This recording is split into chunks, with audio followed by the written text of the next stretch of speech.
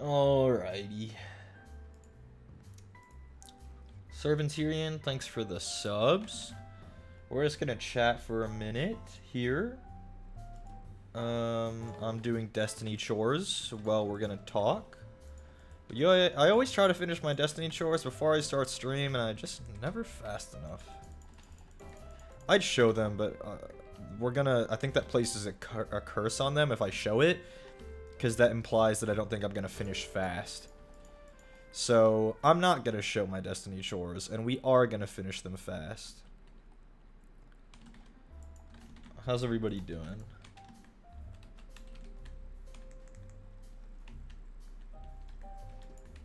Duty Knee says Firezilla, who DM'd me a day or two ago about whether or not they should be buying the final shape. Interesting.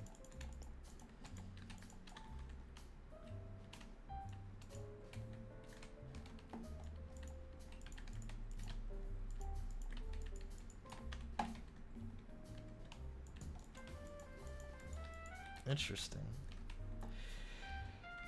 Hanging in there, but good. Let's go. It was hot as shit here today. Went to the Warhammer store earlier.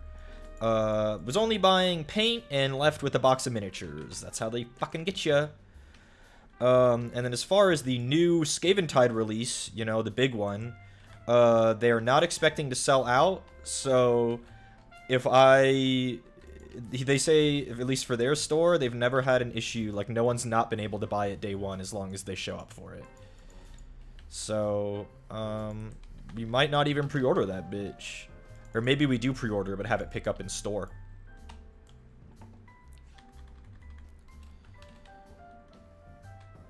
On my way to work. That's all I gotta say about that.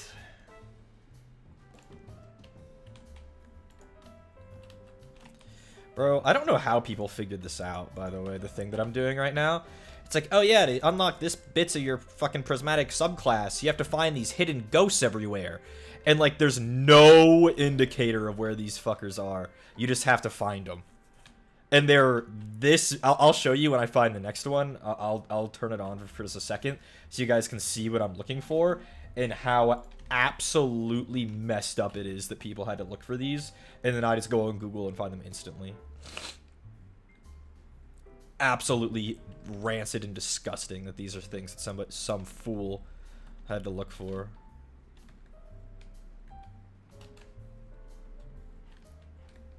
Where is it? It says it's supposed to be right here. Oh, there it is. Okay, cool. What miniatures did I get? The Space Marine Scout Kill Team. Oh, here's what we're working with today. I didn't... There it is. Let us see here. Oh.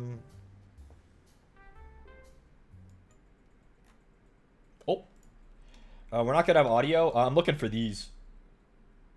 This is where I am right now. Would you ever see this?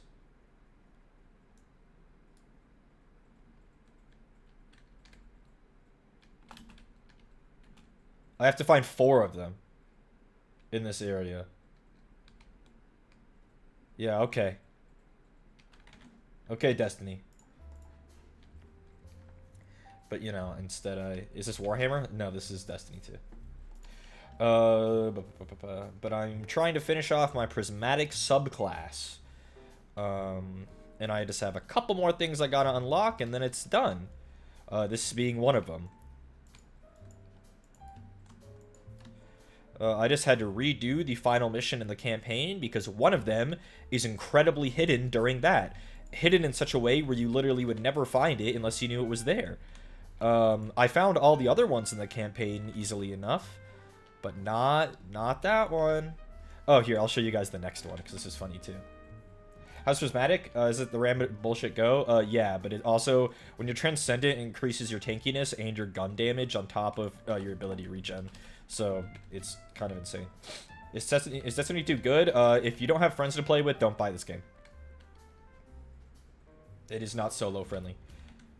Okay, so here's the next one that I was looking for. Can you see it from right here? It's on screen. Barely, but it's on screen.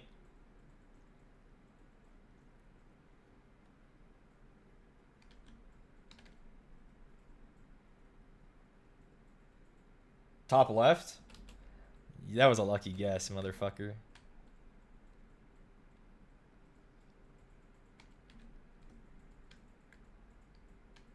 Oh, fun with the most dog water games if I'm playing with friends. Yeah, this game is, Are these new shelves? Yeah! Hold on.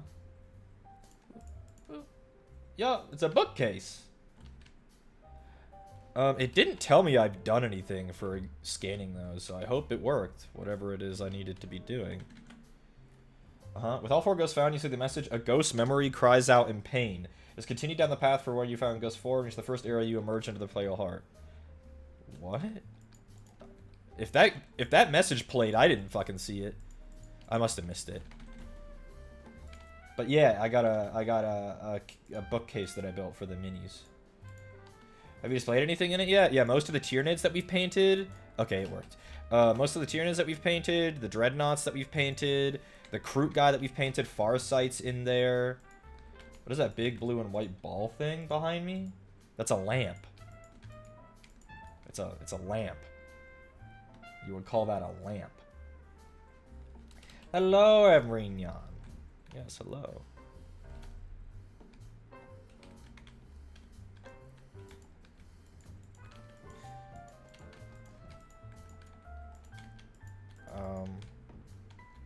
Sometimes I wish I was a bird.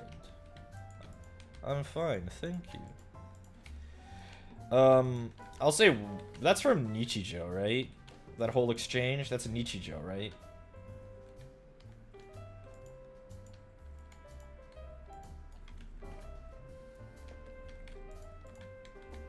Right? Azumanga Daioh, same difference.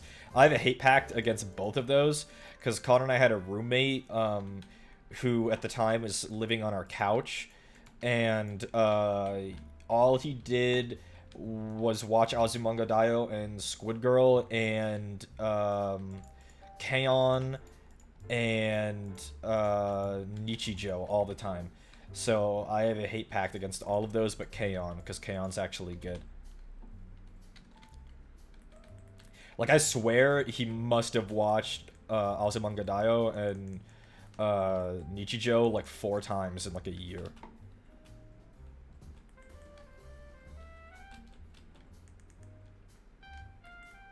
Asobi Asobase better? Well, yeah, because Asobi Asobase is actually for like, at least I'd argue, mostly for adults based on its humor, or at least moderately older teenagers.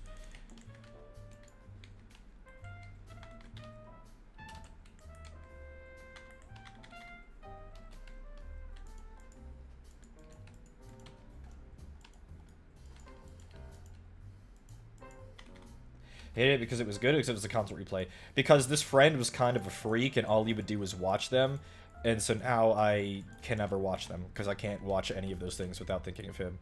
Plus, I don't think they're very good, but maybe that's also bias.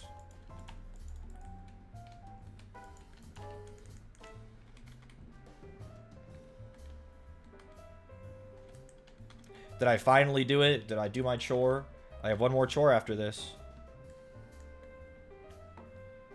Oh, thank goodness. We did our chore. Okay, I have one more chore, and then I've completely unlocked Prismatic. This one should be fast, I believe. Is this the evil boxer origin story? Huh? Me with... Gregante, yeah, hello. Me with the fox and the hound. What? What are you talking about? You had a friend who would do nothing but watch Fox and the Hound, so now you hate Fox and the Hound? What? Ah! Nadia, thanks for the 45. I prefer this heart. I know some people do this one. I know some people do...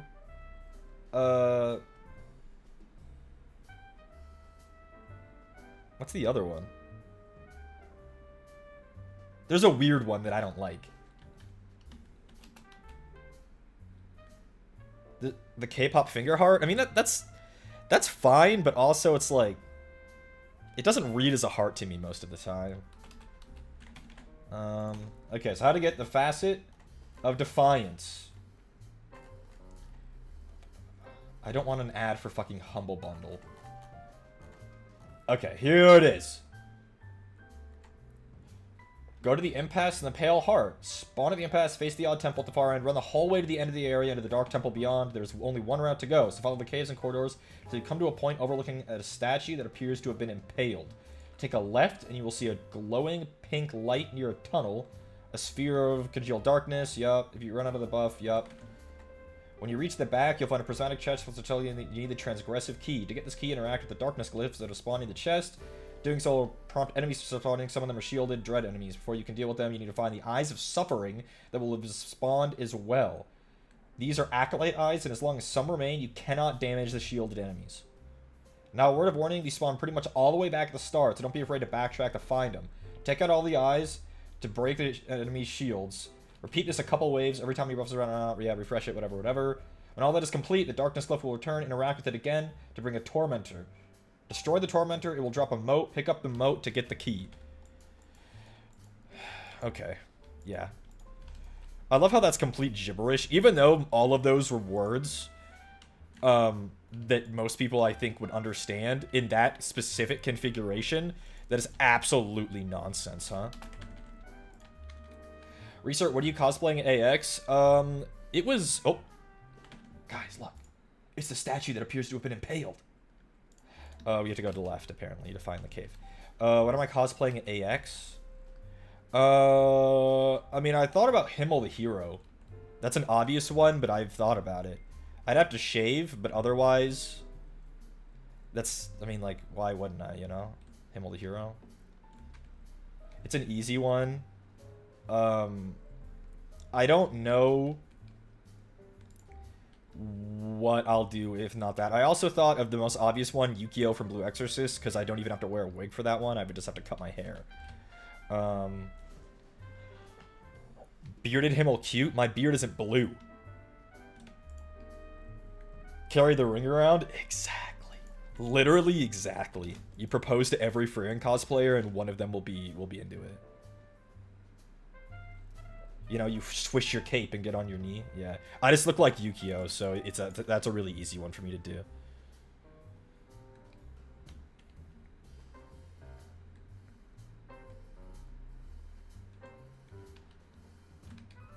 I'm looking for these eyeballs this piece of shit spawned, and I don't see them anywhere. Every Freeran and the occasional Robin fire emblem. Oh my god, Freeran does look like Robin. Robin. What the fuck? What am I up to right now? Oh! Okay, I understand.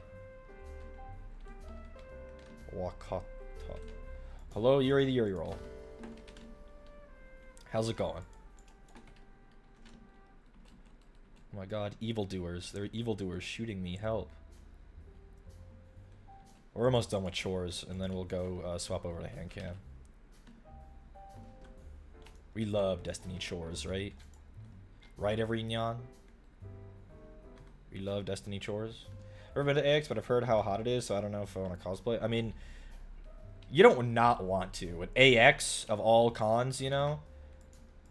Surely, like, AX is the one to do it at. Everignon? Yeah. What was wrong with that? You're really gonna protest Everignon? Hello, Everignon. I wish I were a bird.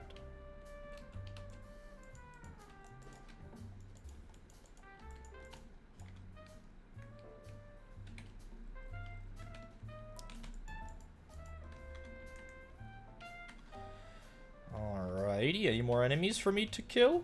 Or is my chore just about done here? Oh, I heard something evil.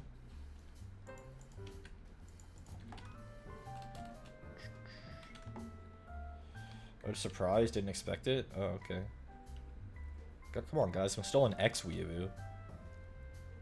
AX sounds so fun, I'm jealous of those who are going. Yeah, it was one of those things where it's like AX or Offkai, and as fun as Offkai seemed, I wasn't just not gonna do AX, you know? Like, you gotta. If you're gonna, it's the con. And I know it's gonna be a nightmare, But it'll be worth it, I think. Oh my god, I'm getting killed. By evil foes. Stop! Oh my god. They were so... I'm dead. First time at AX? Yeah. But I never lived close before. Do I have to do all that again, or does it save the state? Okay, it saves the state. Good, good. Out of my way, shielded enemies. I'm trying to finish my chores so I can go do something fun. I think I'll be the first person I know that has Prismatic all done. Even though Grant has 5 million hours in this game, he's not unemployed, so I have a buff that he doesn't. I have the hidden unemployed buff where I get to do everything in the game instantly. What am I most excited for? I mean, Artist Alley will be fun, but I'm not sure how much I'll buy, but I like to look. And I think... I just like the Exhibitors Hall a lot, usually in cons, and just like people watching.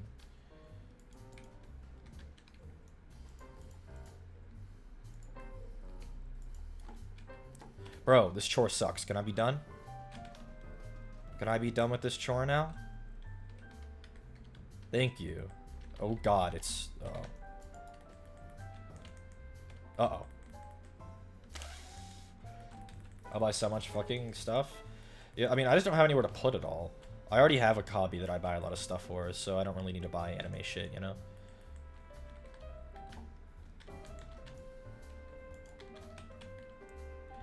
I hit this guy with rocket launcher.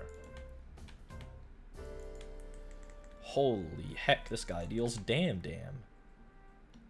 Eat clown cartridge. There's a rocket perk called, I want to go to AX Cries at Midwestern. Tell that to Miosk. Miosk just is going to make it happen anyway. Mucho respecto.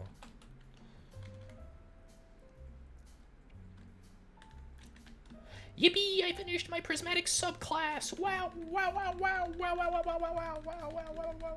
Wow! Wow! Wow! Yeah, cool. Collect all prismatic fragments abilities on a single character. Does that mean you have to do it again on another character? Because that sounds absolutely abysmal, because this took a long time. This took like a really long time, actually.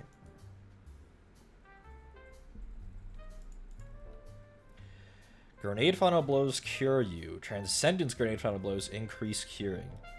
That's pretty good, actually.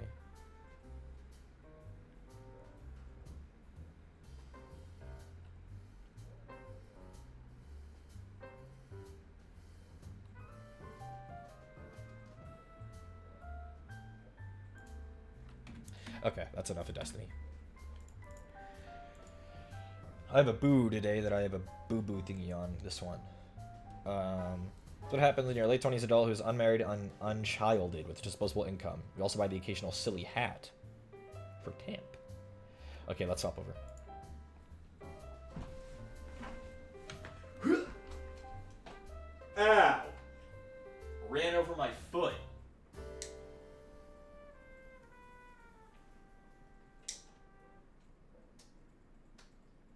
I hear pit bulls barking under my damn apartment.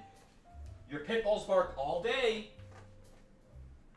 Your pit bulls bark all day. They have to stop. When is enough enough? Sorry, that's me. I'm hungry for dinner. Christ. And then we do this. And now we're there.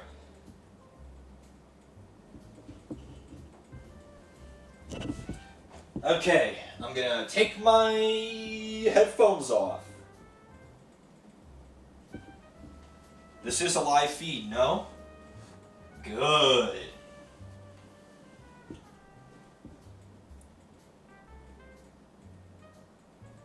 I have to get my chat, hold on.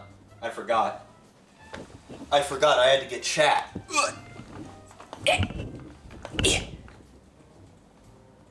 Okay, today is probably just going to be assembly and no painting, and then what we assemble today maybe we'll paint next time, because I'm excited about these models. Chat goes right here. There it is. Glasses can go off. Don't need these. They can hang out with Alira. This is what we have. The Scout Squad Kill Team. The Space Marine Scouts. Scouts are Space Marine trainees. They give them lighter weapons and lighter armor and say, you're a trainee. And that's how that goes. Also, I reprimed, I took them off the base and reprimed our little heavy weapon guys, because Xandri Dust is a better base for them. Because it's already kind of a dark khaki color, so then I just have to paint the armor on them. Instead of the pale Wraithbone. So, yeah. I like your ring. Is that a Yu-Gi-Oh ring? It actually does look like that, but this is a World of Warcraft mage ring. It's the Dalaran Eye. It's like the mage class symbol. And it's got fire on the side. It looks like you'd shoot a fireball out of it. It's not my normal ring. Because my normal ring doesn't fit as well anymore because I'm fat now, I say with my little skeleton fingers. And when I get in the shower, my finger swells a little bit and my ring, I have to take it off. So, this one goes on instead, and then my finger swells up, or rather shrinks down because I'm wearing this ring, and then the other one will fit again. It might even fit now. Hold on.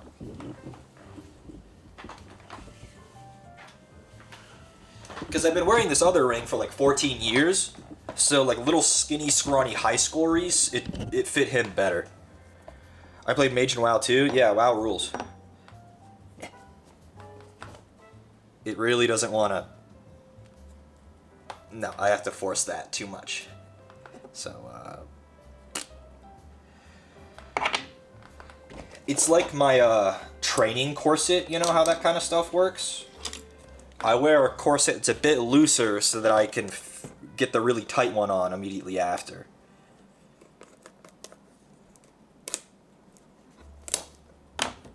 So yeah, I just got this paint, and then this paint is Xandri Dust in the spray can form, and that was all I was going to buy, and then I saw these on the shelf, and I was like, well, I guess I'm buying models today. I guess I'm buying models today. It's the first models I bought at that store, and even though it's not a friendly local game store, it's an actual Games Workshop store, they deserve my patronage just as much, so I'm going to swap out my hobby blade here. Tamp is here. Do you have a message? Hi, Tamp. That's it. Just hello.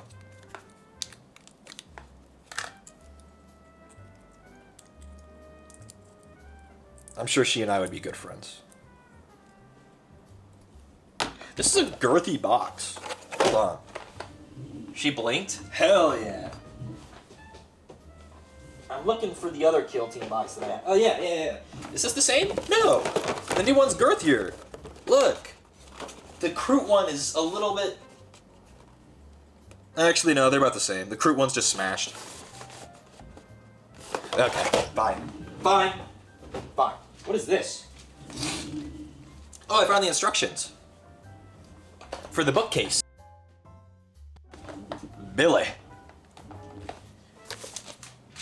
They were under my bed for some reason. They must have gotten pushed under there while I was assembling this thing. Yeah, the Scout Squad. These guys will have to have me paint faces. Evil, evil, evil. Scouts don't wear helmets. Yeah, my Billy cost twice as much as a normal one because it had doors on it. It has big Oxford doors on it. Little bases for them. Ooh, we got a lot of transfers. I think, anyway. Nightmare. Raven Guard, a little Raven Guard transfer sheet. Why is theirs separate? Wow, more transfers.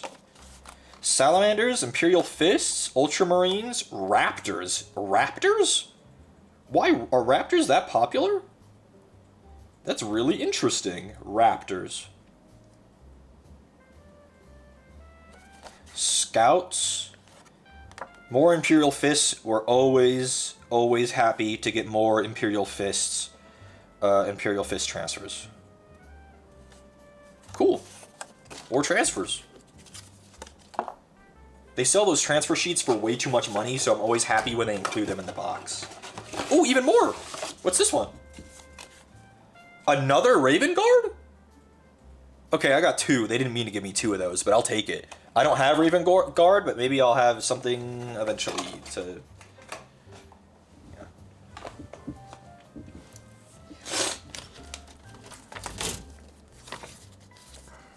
So this builds 10 scouts of different flavors. If you guys remember when we assembled the Kroot kill team, and if you remember how like customizable and like cool and epic they were, oh my god, this Kroot is kind of dusty. No. Are any others dusty, or is it just him? Fine, fine. Only one is dusty? You're fine. How about you? You're a little dusty. Okay, I have to set these aside to fucking soak them. Then reprime them. Why? It's that one Wraithbone spray. It's evil. This Kroot Hound is slightly dusty, but not, like, it's coming off on my fingers. This is so weird. I think it's just getting too hot here. I think I have to start priming closer than I'm comfortable with.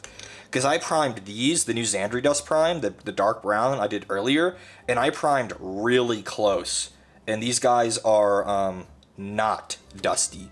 So I think I'm just going to have to start priming closer than I'm comfortable with because of how dry and hot it is here. Any other Kroot? Are you dusty? No. You're not dusty either? So none of these guys are dusty. It is just these. I'll set them aside. Does the primer keep dust off? Primer lets paint stick. Plastic is very slippery, and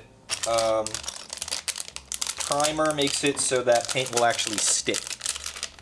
The spray was drying midair? Yep. I think that's what the problem is. If anyone remembers what we started doing, I'm going to peanut butter all of their bases here at the start, so that I don't have to worry about it later. So we're going to get all of this out of the way. Peanut butter. Yo, there was like a big preview of Monster Hunter Wild today, and a lot of like outlets and stuff have been talking about it. That shit looks fire. Monster Hunter Wild. Seamless, no loading screens past the initial. You can go between the village and the hunt with no loading. You can get quests without going back to the village. You can hunt multiple monsters like seamlessly, multiple weapons. The world is 2 times larger than any other Monster Hunter before it, which really that means world, because no other one I think approached like the kind of levels that World had. It looks awesome. They did say there's no plans to add a new weapon, but that's okay. That's okay. I do believe it's been a long time since Monster Hunter had a brand new weapon, though. So I kind of wish they would add one, but... Oh, great. Were already so many. That's true, but you can never have too many. I don't think that's such a thing in Monster Hunter. I'm excited but scared. I have high hopes. Well, okay, I mean, I've talked about it a bit in Discord. If you didn't see, I'm a Monster Hunter baby, okay? Fuck's sake. Fuck's sake! I got in on Monster Hunter World, alright? So, like, I didn't play Tri or Ultimate or any, like, the original, like, Monster Hunter, alright? So I have an expectation for the games that is, I think, very not the average Monster Hunter person. They have a much different, like, taste than I do. But I'm... Son of a gun! Can I stop flipping these things over?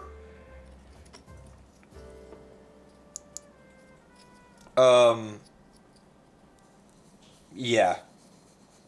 So, I didn't like Rise at all.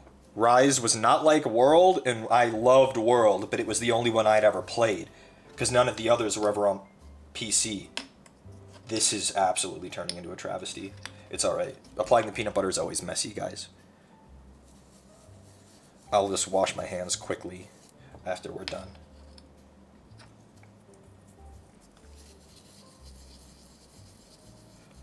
So yeah, this, from my understanding, from what they've said, and my understanding, is the Worlds team, son of a bitch, the Worlds team has been working on Wilds since, what is it, Iceborne Wrapped, is my understanding. So, the team that did Rise isn't the same that's doing Wild. They've been operating independently of each other.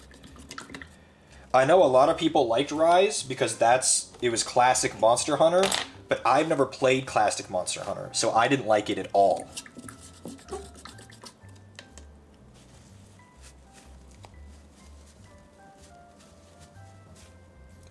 Okay, peanut butter brush, you did great, buddy. Good job. You get your little clean, and now I go wash my hand, and I'll be right back in like 2 seconds. I don't even need soap, it'll come right out.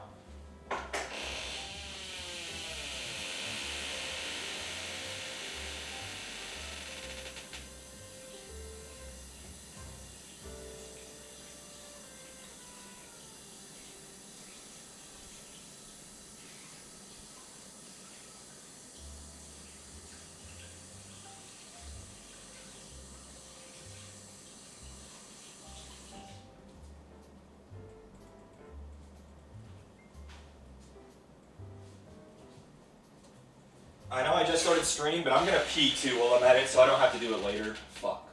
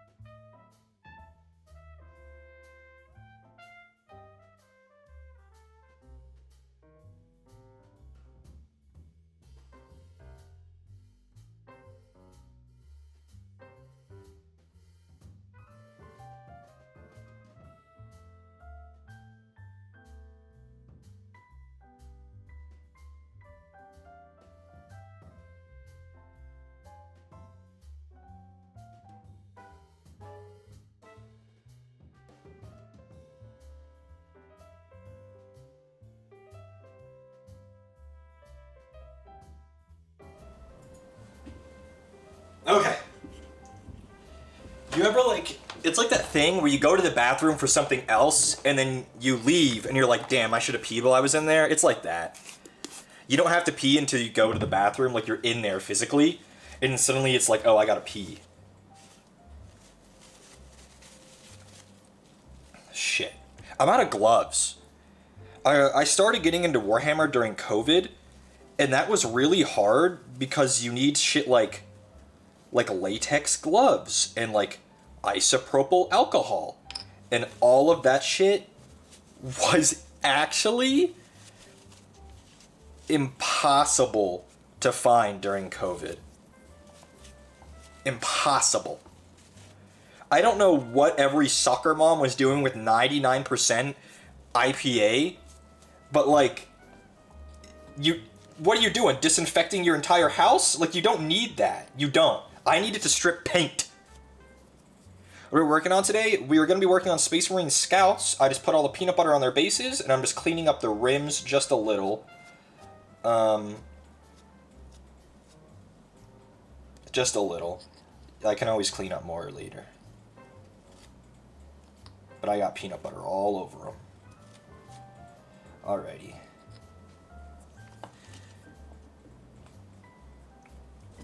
I'm sticking my hand in the fucking peanut butter, in the paint water, and washing the peanut butter that I just got back on my hands after cleaning them. Do I have like a dirty something that I could wipe my hand off on right now? Like a shirt? No? Do I really have to go rinse these again? No, it's fine.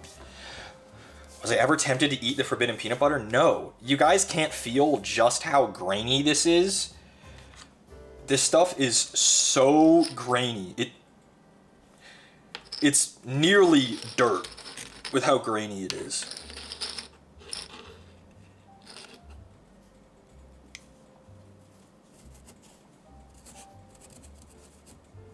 I'm just trying to flatten this out. I don't mind that it's staining, I'm just trying to flatten it so it doesn't leave the texture.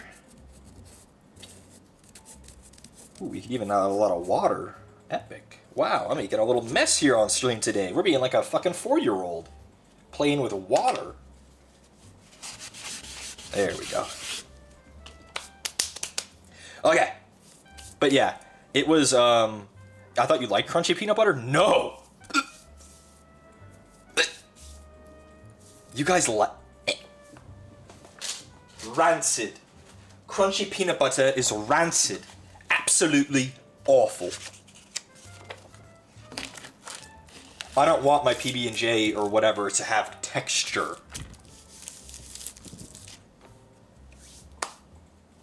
Do I like pulp in my orange juice? Also, no. No, absolutely not. Absolutely atrocious. Terrible. Disgusting. Alrighty, so we're making a Scout Sergeant. It looks like he gets a chainsword. He might be the only one who gets a chainsword. So we'll probably build him as the Sergeant.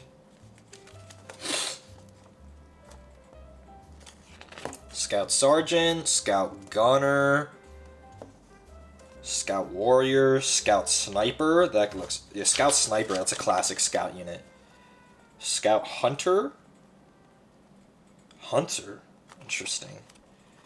Scout Warrior. Interesting. Scout. Very interesting. Oh, it says ×2. Oh! So you get the captain body twice, and you can make one Scout Sergeant, and then one Scout Tracker, or Scout Warrior.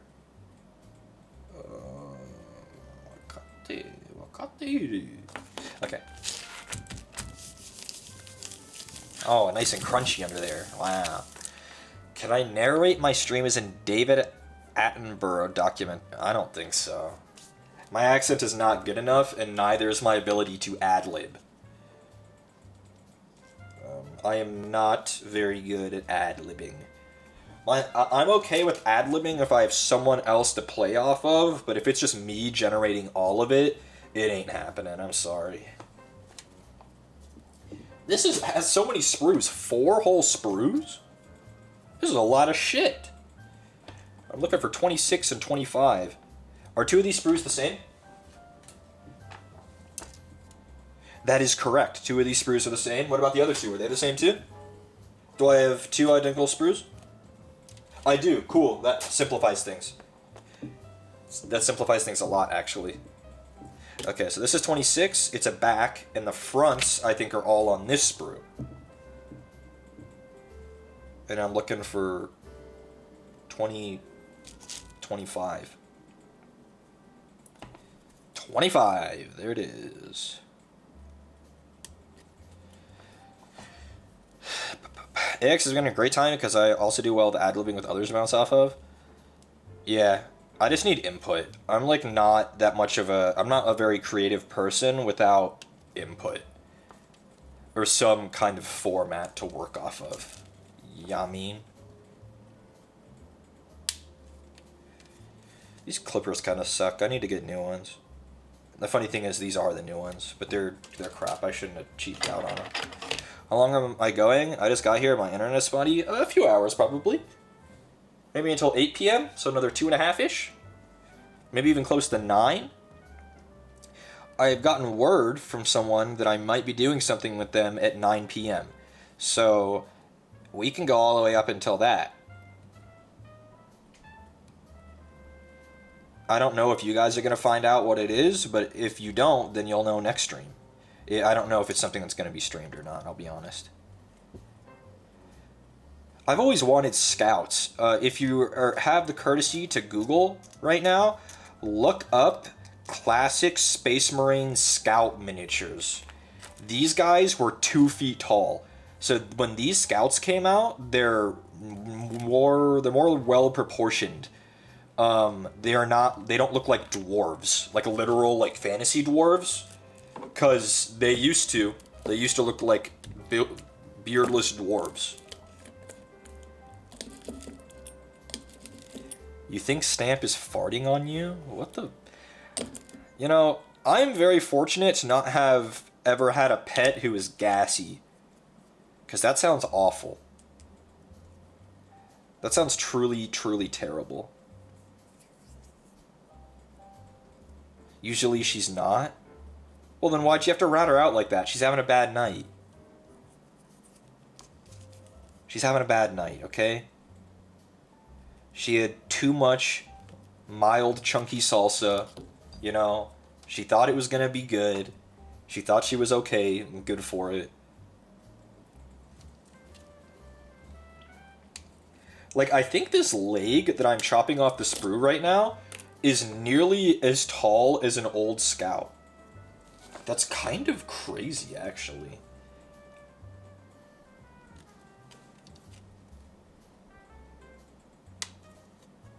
But yeah, these guys are technically not Space Marines, but they're Space Marines in training. So they're working on it, you know? They're working on it.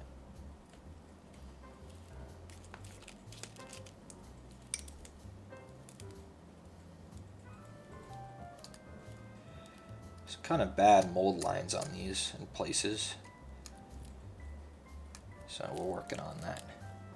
I used to call Charlie Agent Orange because he did bio-warfare every day in the yard. At least it's in the yard. That's his territory. That's your fault for going out there. You know what's going on out there.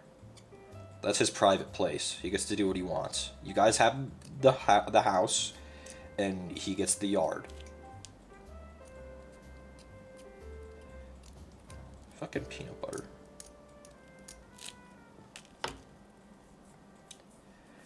And their breath always stink. If your pet's breath always stinks, then that's your problem, not theirs. Give them the nice chew sticks that help with their breath and teeth. Hell, bring them to the vet relatively often so they get their teeth and shit brushed.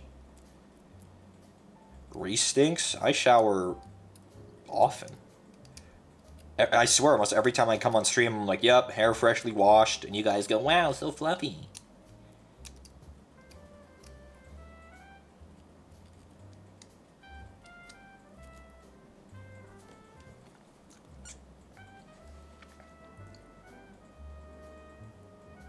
What else are we supposed to say? I mean, you don't have to say it's fluffy. I'm not showing it to you guys to go, wow.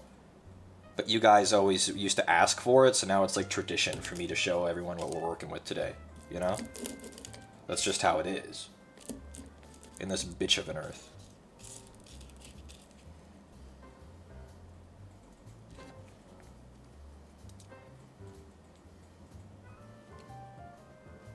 My volume can't be beat though. I can get goofy volume. Things that women always compliment me on. Mostly older women. But sometimes women my age. It's almost always my eyelashes or my hair volume. This goes on a really specific way. And I'm not finding it right now. Oh, found it. The TwitchCon haircut had to happen, guys. I was working in a 110-degree kitchen. I know you guys were scared. It hurt. But imagine me if I didn't have that haircut. Alright? It grew back.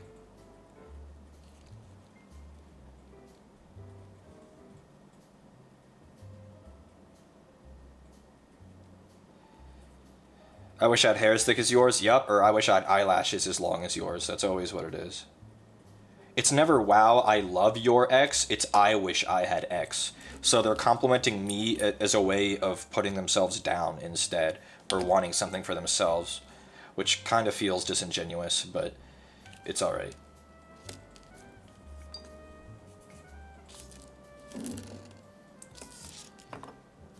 Nothing as scary as Connor with short hair and no beard. Yeah. That's a whole ass different man. Yeah. 75. It's a little like Auspex thing. What the hell? What does that look like? You think it's on? You think it's on this sprue? Oh, it is.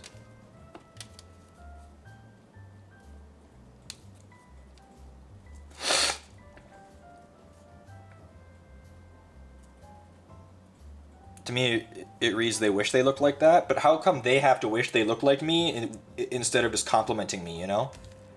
Why not just say I love X?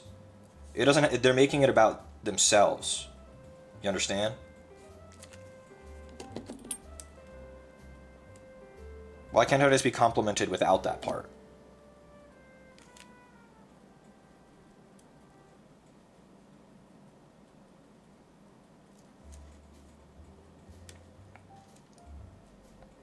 I actually have never really thought about it that much. It's not like something that I get actively mad at or like wow.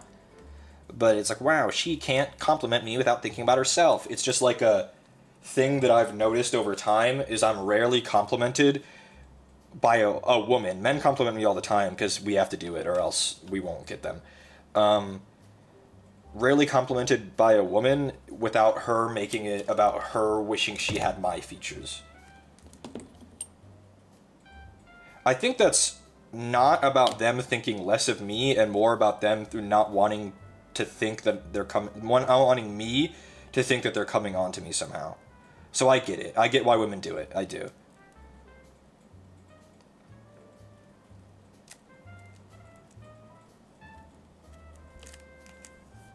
I do get it. Because that would be very, very annoying if every man thinks that you're coming on to them when you offer them compliments. So, I get it.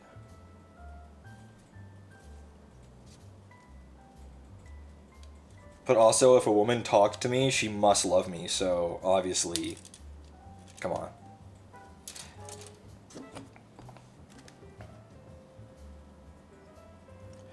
I don't have a problem with that, though. I compliment women all the time. So, but I think it's different when you're a dude. We don't have that same problem of every woman thinking that. Like, not that we have the same problem. We don't really. A woman isn't really, on average, going to think anything of us complimenting them because they get compliments all the time. Whereas men get so few, they automatically think something's up. The women have the opposite problem.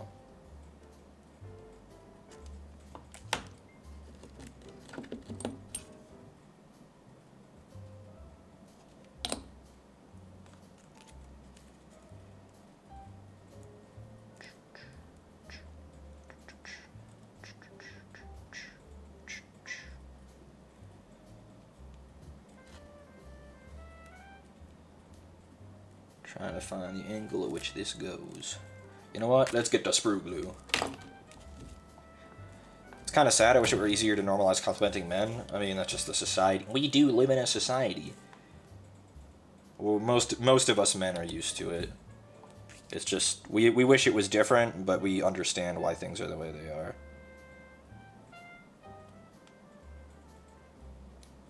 Fuck.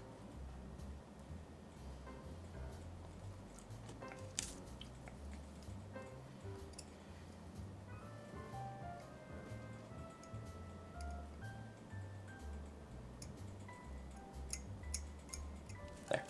Cool. The sword is on.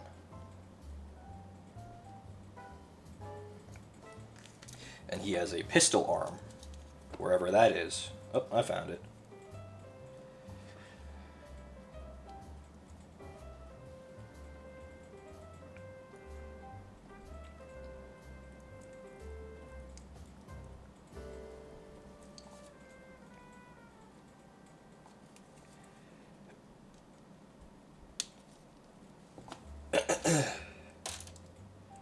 I think I might use the goo on all of their arm connections, because it's a kind of an interesting join, so we're going to do that on all of them.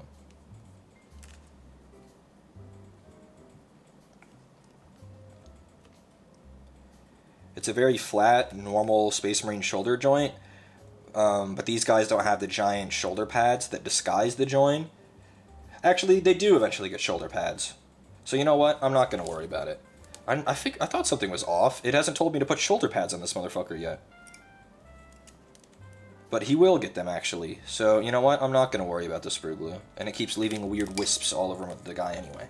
So get out of here, sprue glue, motherfucker. 79 and 77. Okay. Well, 77, there's a bunch of those. Whereas 79, it's the only shoulder pad that has a little sergeant marker on it. Cool. I don't know what the Imperial Fist scout color scheme is. Scouts have like fatigues under their armor that you can see, and I'm wondering if usually it's white, but Imperial Fists are yellow, so that doesn't really work. So I'm wondering if perhaps their fatigues are like black instead. My hair is in my eyes. Their eyes have yet to open. Do not forget our old adage. Fear the old blood. Bloodborne is the coolest game that I've only played once and I'll never play again. Isn't that wild?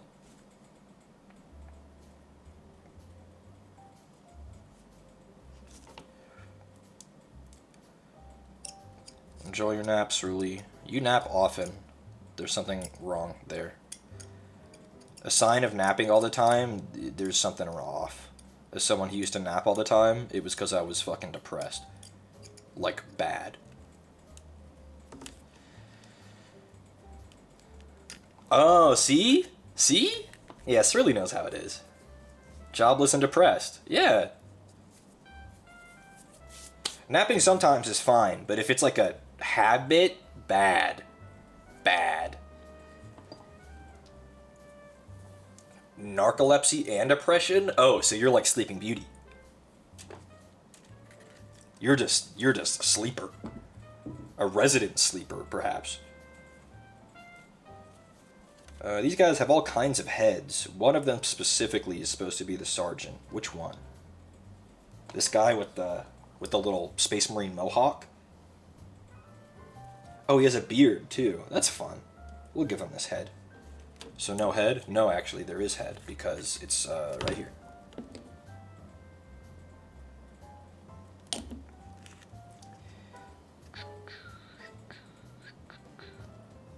Did I cut off the wrong head?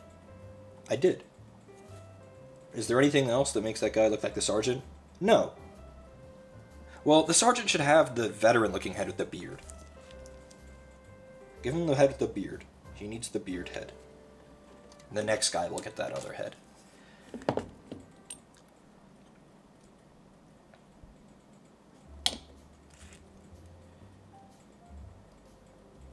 The sergeant should get the older-looking head. There we go. Sergeant done. Will he stand? Almost. Almost. And I took his head off. Okay, we're just gonna leave him alone. Put a little bit more glue under there. And leave him alone.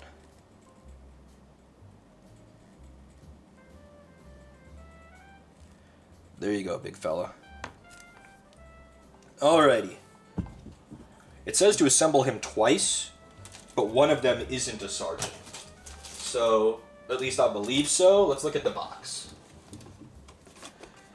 You will have 1, 2, 3, 4 warriors, a hunter, a sergeant, a sniper, a gunner, and a tracker. So yes, I assemble his body again, but this time as a tracker. Okay. So I swap out the 2 sprues for the ones that I've not touched, and this time assemble the pink one, the tracker. He's pink.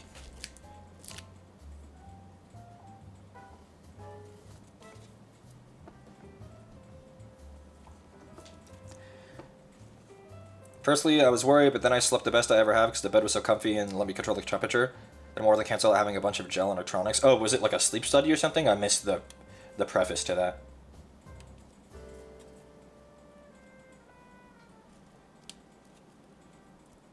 Did I check out Acolyte? I meant to, but I didn't. Yeah, I've never done a sleep study. It sounds interesting, though.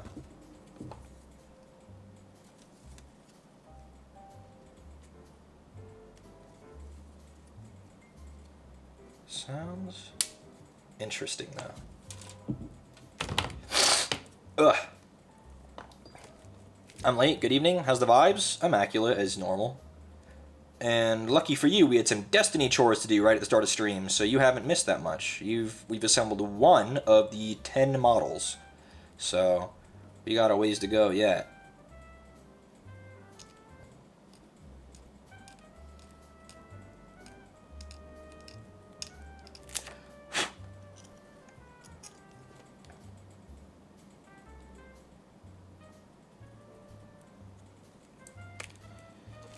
Oh, it's okay. I didn't stream. I didn't show the Destiny. I just had like 10, 15 minutes of chores to do, and then I swapped over to this.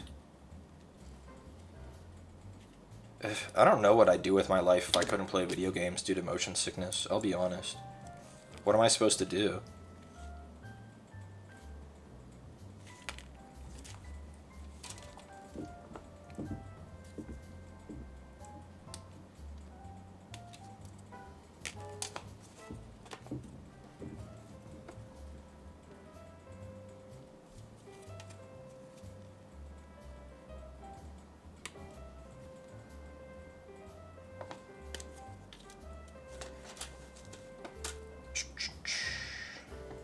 Probably games you can find that wouldn't affect you. Watch streamers do it instead. I feel less motion sick when I play the games because I can control the movement. Seeing others play is worse. That kind of makes sense. Yeah, I get that. Because you can kind of brace yourself mentally if you play it yourself. You're not like getting swung around. You like can. I get that. These mold lines on these legs are kind of bad. I hope the other ones aren't like this. But this guy technically has the same legs as the other guy, so it makes sense for this to have the same bad mold lines. I'll try to show it on camera, the mold line. Because we usually don't have to deal with mold lines, because usually we don't have the models are good enough. Ooh, I'm not wearing my glasses, I can't see my screen. Okay. Hold up. Oh, almost, camera. You almost did it. Yes. You can see right down the middle in the center, there's a clear mold line. Oh, nice. It's kind of hard to see, but with your naked eye, it's easy. You just have to scrape it off. You just scrape it off. It's not too bad. Wow, we don't zoom in that far with the camera often. That worked out well. Sand her down? Yeah, you can sand it or scrape it off with your knife. Usually just running the knife over it once or twice with a sharp, like fresh blade will do enough to just scrape it off. I'm not the best at it. Sometimes I get lazy and leave a little bit of it on the... Because like this guy has a bunch of creases and like buckles and like a fucking shit on his boot. And it's like... Bro, I have to scrape a mold line off of a bag that has a closed fucking flap and a buckle on it, and I have to scrape the mold line off? Like, you gotta be fucking me. So I just won't do it on sometimes. Yeah, no, the camera's goated. When it actually wants to focus. Usually it doesn't like focusing that close up. But it did that time. It did it. Let's go camera.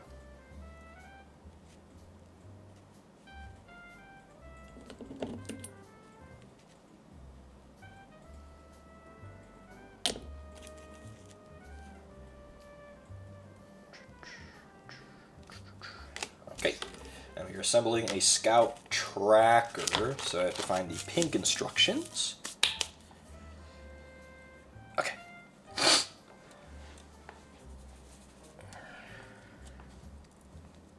He has the pointing hand. I wondered where that hand would go, because I saw it earlier. But now I can't find it, the pointing hand.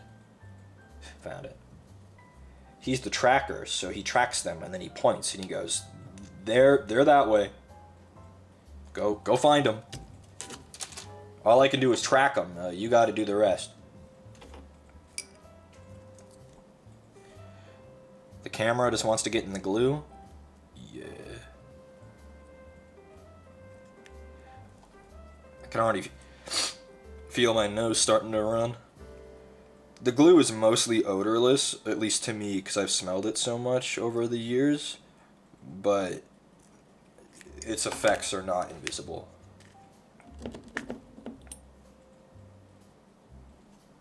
It helps that I recap it every time. But yeah. Yeah. The glue. One arm. And he has another arm, 35 and 37. No, 35 and 77. Oh, I understand. And he has one, like his bolter's like slung over it. Here's the bolter.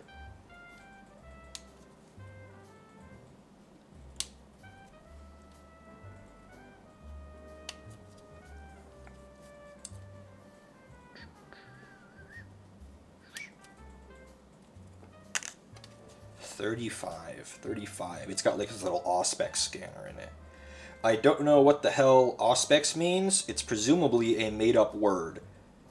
But Auspex is usually the word they use for scanners. Auspex scanners. Robots have them on the top, typically. Yeah. I don't know. There's the Auspex. Servitors, like skull servitors, tend to have Auspex scanners on them. Auspex, instead of a C there, Lily, it's an X. Auspex. Instead of a CS, it's X. AUSPEX. Auspex. No idea if that's a real thing in any way, shape, or form.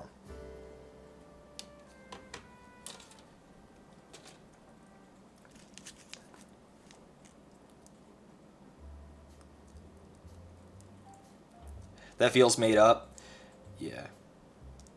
But it's really ubiquitous in Warhammer. If you play Space Marines or Imperial Guard, like a human faction, you'll know Auspex. I think there's a channel, Auspex Tactics or something, like some guy who does Warhammer like games.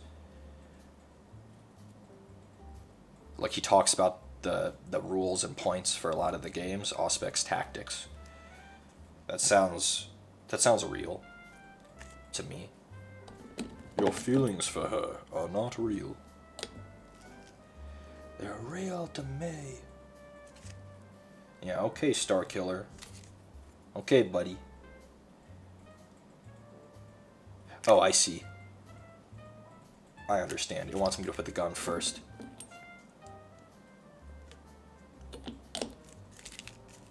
This'll be kind of interesting. Darth Vader kind of spitting with that one. If you were a clone of a man, right? You're a clone of a man, but you didn't know it, right? And you have the same romantic feelings for a woman that the original felt, you gotta be like, you're kind of tweaking on that one, right? They're not real. You're not even a real man. Sorry for those who didn't play like the 15-year-old Force Unleashed 2. But that's the spoilers for the very end of that game. Shit. This is hard.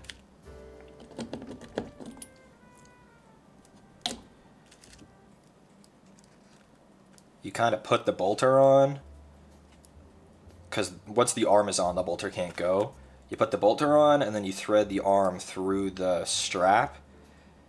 Like this. And then you put glue on the strap to hold it in that spot.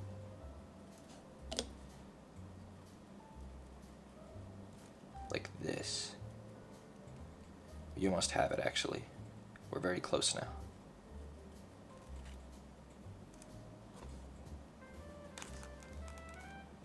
Okay, don't touch it. Okay, a little bit more glue so it's stable. Clones are still real people? Yeah, but he never met the woman. I think she might have died before he was... Or, I don't know.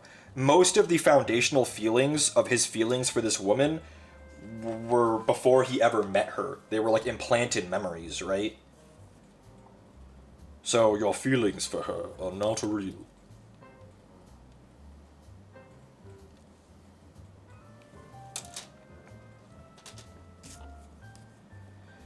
Force Unleashed, I think, did a very large amount of damage to Star Wars canon. But I think Starkiller as an idea is really cool. But they made him way too strong. For those not familiar with Star Wars The Force Unleashed, and I don't blame you if you don't, it was like an Xbox 360 title. You play as a character named Starkiller, some edgy OC, who so happens to be during the time of the prequels, not the prequels, the original trilogy and some of the prequels. Right after the Revenge of the Sith, right? Darth Vader's secret apprentice, named Starkiller. And he ends up being really, really stupidly strong. Like, there's a point in the game where he uses the Force to pull an entire Star Destroyer out of low orbit. In what universe has any other character, goodbye Yuri roll, in any character in Star Wars been able to do something anything like that? Not even close. He pulls a Star Destroyer out of low orbit and crashes it into the surface of a planet. Huh? Wasn't that Luke's beta surname that George changed? Maybe. But yeah, Starkiller.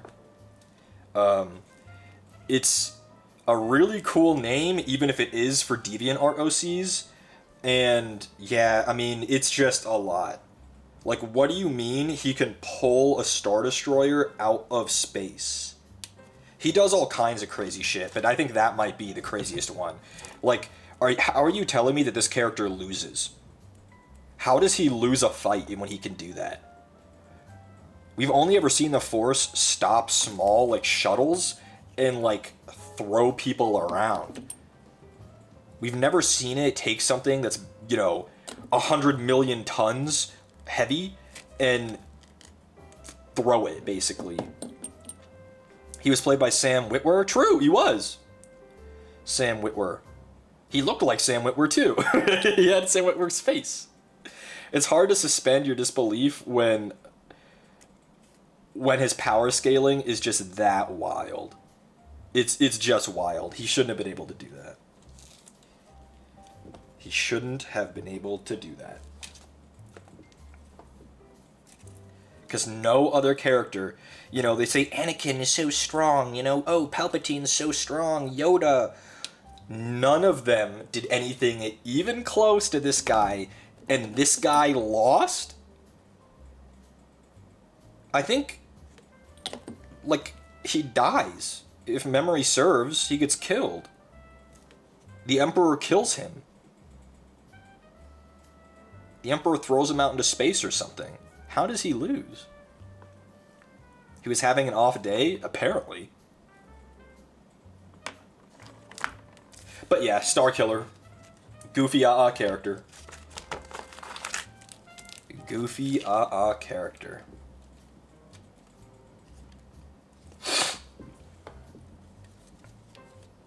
Conceptually super cool. Darth Vader's Secret Apprentice is conceptually awesome. It's just, he ended up being a bit too much DeviantArt OC and not enough actual interesting character.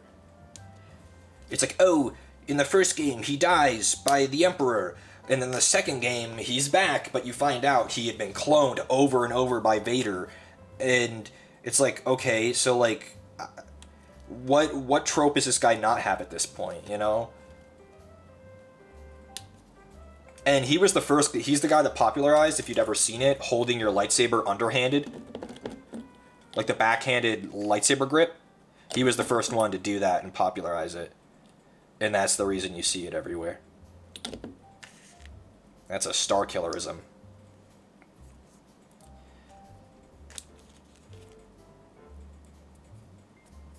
Darth Maul spider legs? Yeah.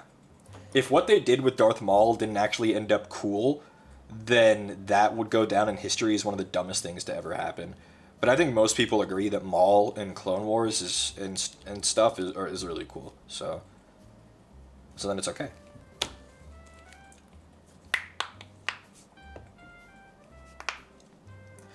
Sometimes when I'm hobbying, my fingers get real stiff.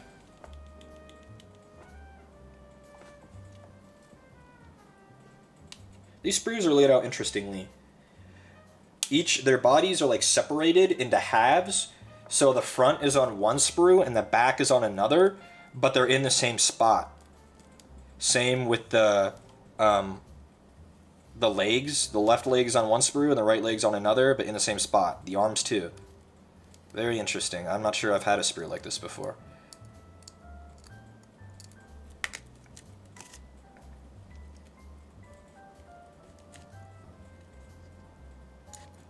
I think Connor loves Darth Maul in Clone Wars. I'm not much of a fan of Savage Opress, because that is maybe the dumbest name they could have given him. But Maul is super cool.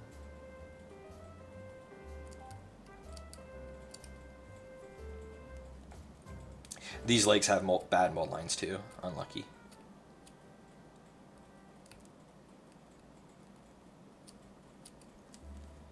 Ventress rules. Another awesome, like, new character introduced in Clone Wars. I kind of wish they did more with her, but she's still really cool. Ventress.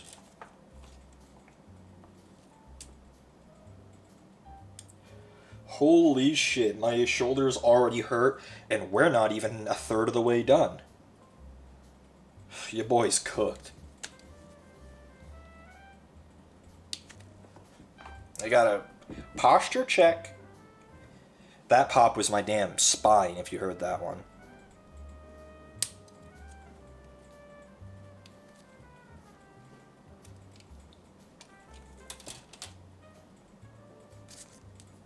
Become a real streamer and make a posture check redeem.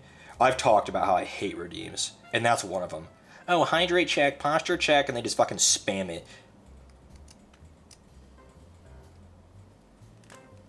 It's like, I get it. I get it. If you want your chat to be your mom, then use those redeems. I don't think the chat interaction is worth having it seem like you can't take care of yourself. Streamers so busy playing Fortnite can't regulate their own hydration. Can you make a 100k redeem to tell me to fuck off? It seems a bit mean-spirited. Not that I'm against telling people to fuck off. That's actually very in character. But I'd rather save it for when people actually deserve it, you feel? 175,000 points. Yeah, and those will stay there. Unless I become a really big streamer, I am never doing channel port redeems. I only get it when you have a chat that moves super fast, and it's the only way you can get any kind of heartbeat on what's happening. You don't want your chat to maintain you like a Tamagotchi? No, I don't. That sounds awesome. That sounds really awesome, but I'd rather not. Like, I love being micromanaged by people who don't actually know me, but only kind of do. Like, they know the idea of me. I love when they, like, have power over me. It's really fun. Really awesome. These legs go on funky, and I can't really get it. Like this? Like this? Like this? Almost. Almost. Like this. Okay, let's do this one first. I think this one goes here. Like this. Okay, fuck's sake. I don't know why I can't get these to go on right.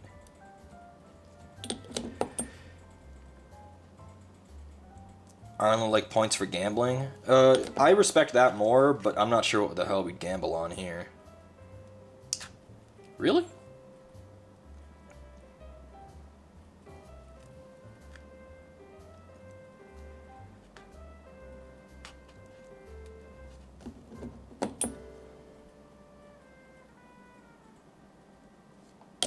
went around backwards. Yeah, you're right. This guy's a mutant that they some for some reason didn't kill at childbirth like the Imperium normally would.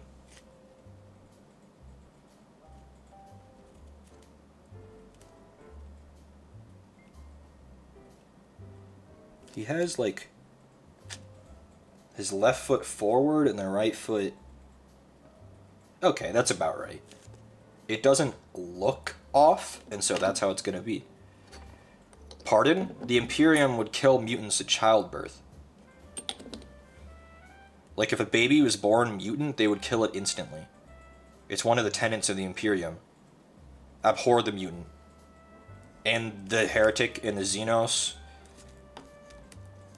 Yeah. And the witch. They don't like any of those things. Okay, the Imperium? No, they don't do that in real life. I don't think so. God. That would be crazy. Could you imagine?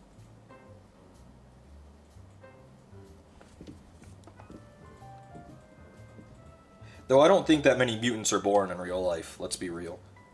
They only happen in the Imperium because the warp is a real thing. It's like if hell was real. The meek shall inherit the earth. The Emperor would absolutely despise that sentence.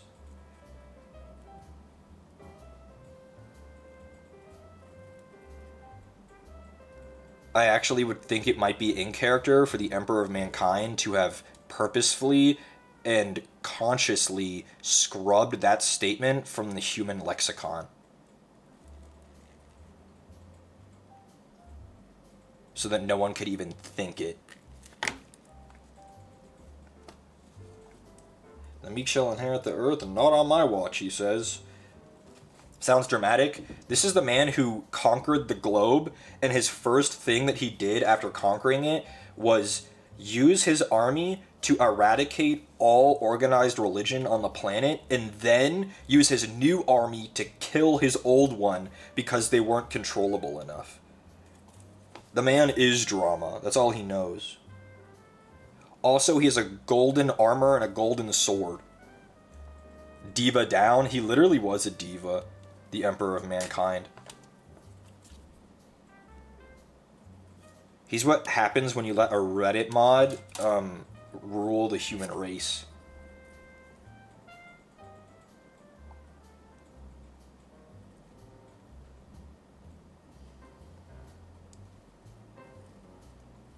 He lets all of his boys have control of armies, and then they get a bit uppity.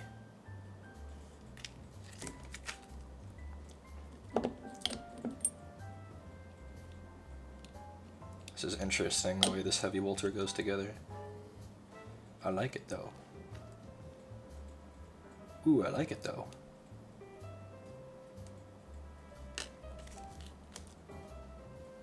Please let me rule a human race. I'm normal. I'm 1,000 karma. Yeah. He's kind of a freak. Well, I'm saying is. He was kind of a freak.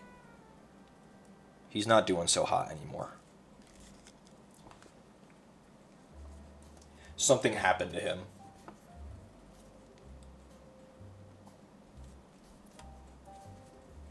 By something, I mean he got mortally wounded and put on a throne.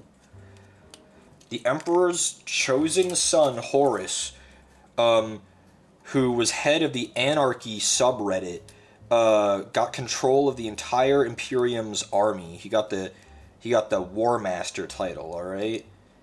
And he got a little bit too blackpilled on the Anarchy subreddit. And he came back and said, "Hey man, I think I'm going to do a better job of being the supreme overlord of Reddit." And then the Emperor said, "I don't know about that one." And they had a big fight. There was a big fight, all right? A really big fight. And then while they were doing the big fight, the Emperor deletes Horus's account permanently, but it lowered his own karma so much that it made him unable to stay operating in the open on the website. So the Emperor was put out of commission, but Horus was destroyed for all time.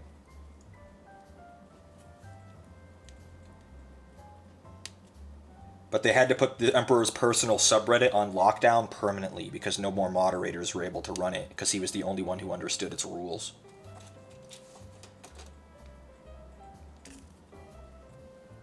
Really good explanation. Take my gold. Thanks for the gold, kind stranger. Fuck's sake, what an awful statement. Our ancestors would hate that statement. Oh, they're actually giving them currency? No, there's not actual currency. Then why are they thanking them for gold? Oh no, it's completely fabricated. It's a metal that's worth currency, but they don't really get a lot of actual money from it. Well, then why are they thanking them? Oh, because it gets them more currency when they think it. The Anarchy subreddit sounds goated. I bet you that's real. No shot the Anarchy subreddit isn't real. Like, actually no shot. I 100%, 1000% believe that that is a real place.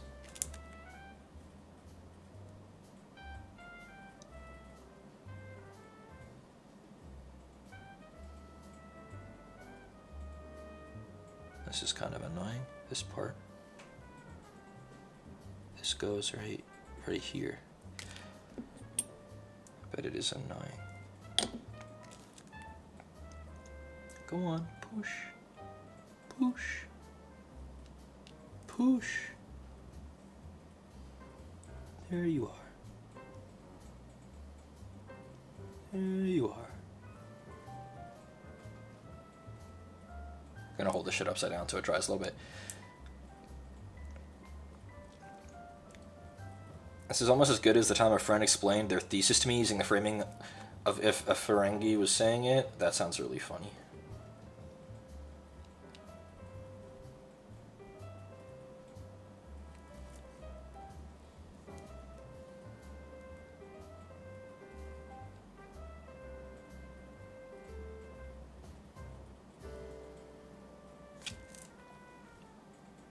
Alrighty, well that's the weapon assembled. We're just gonna leave that right there. It needs arms, 47 and 48, huh?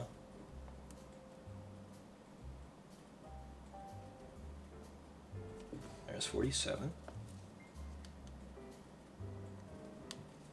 But yeah, the Emperor, speaking in actual terms again, the Emperor was put on something called the Golden Throne, which supposedly keeps his psyche alive, but his body has decomposed into a skeleton. But his psychic presence is still active in the warp, and the navigators of the Imperium are able to navigate and use faster than light travel using his psychic presence that they can sense from across the galaxy as a lighthouse. But in order to keep him alive, the machine requires the sacrifice, I think, of 1,000, or maybe it's 10,000 psychics a day. So, yeah, it's not going so well. Sci-Fi Lich? Yeah. Your entire Astra Militarum just got funded? Huh? We'll have to check after stream.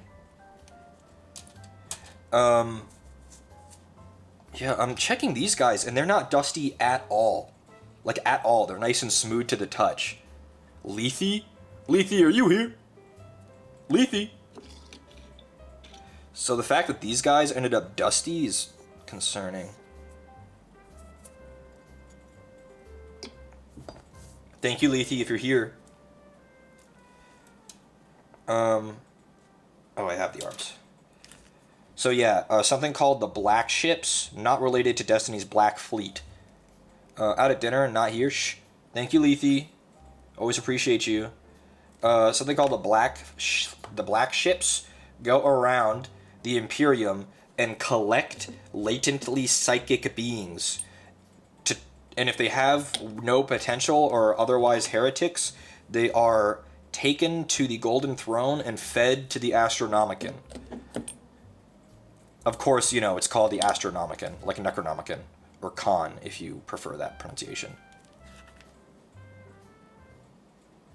So yeah. Things are going well in the Imperium. Their leader is definitely alive. They definitely don't get clowned on by all the Chaos factions clowning on them.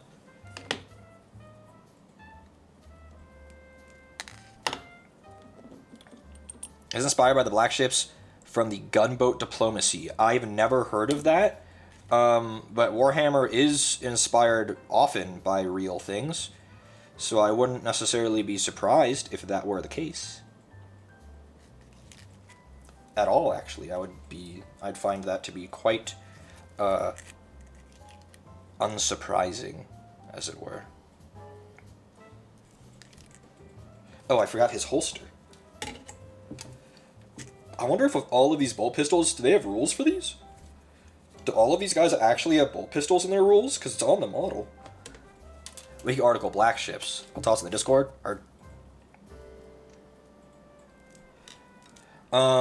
Related to the Astronomicon, alright? The psychic beings of the galaxy can sense the Astronomicon, because the Emperor was so supremely powerful that even though his mortal body is basically dead, his psychic presence is still felt in the warp. But this is kind of a bad thing sometimes, because from beyond the galaxy's rim, in every direction, the Great Devourer, the Tyranids, have sensed the Astronomicon as well. And the joke is that it's big lamp, that it's like a bug light, that is attracting the entire Tyranid race from beyond the edge of the galaxy to flock to the center of the galaxy where Earth is.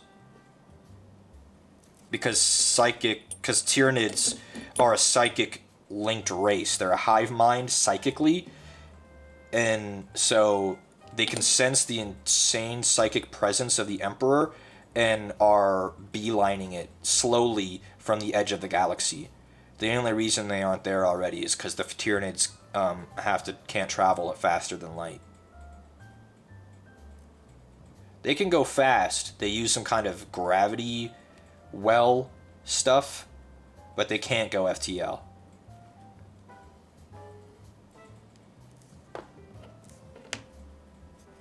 Oh, I guess I'll put a head on this guy. We'll use that head I chopped off earlier.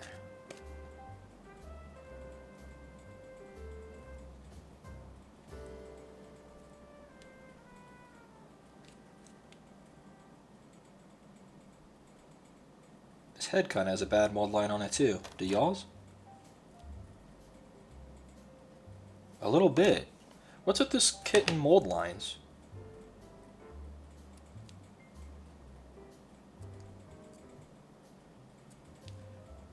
I think I got a yucky sprue. The details are nice and crisp, but usually the mold lines aren't this bad on new kits.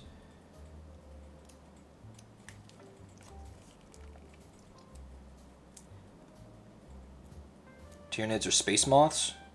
Yeah. Oops.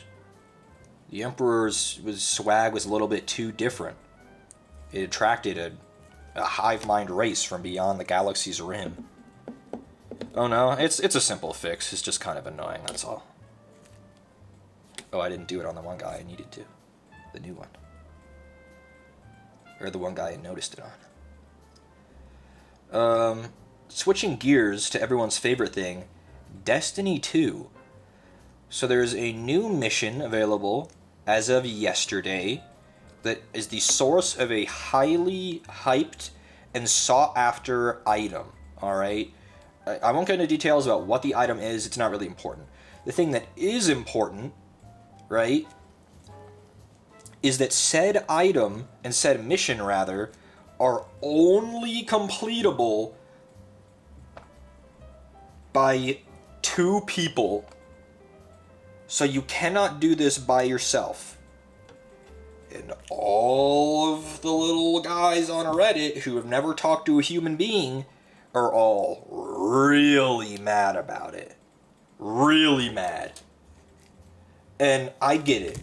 Force co-op is never ideal, I'll say. However, Destiny 2 is a massively multiplayer online game, okay? You should expect to play with other people.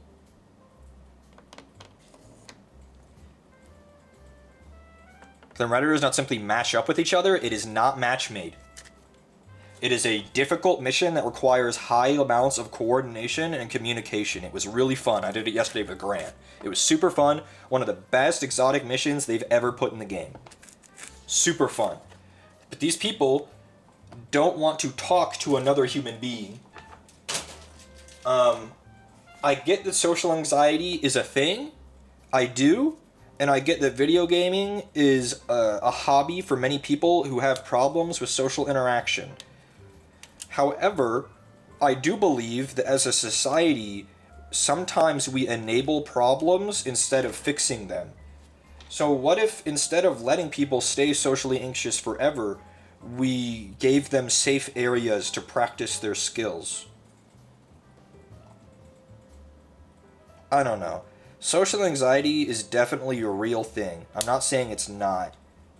However, I think in many ways it wasn't a problem until really recently, because it's becoming super common and where people are allowed to stay that way.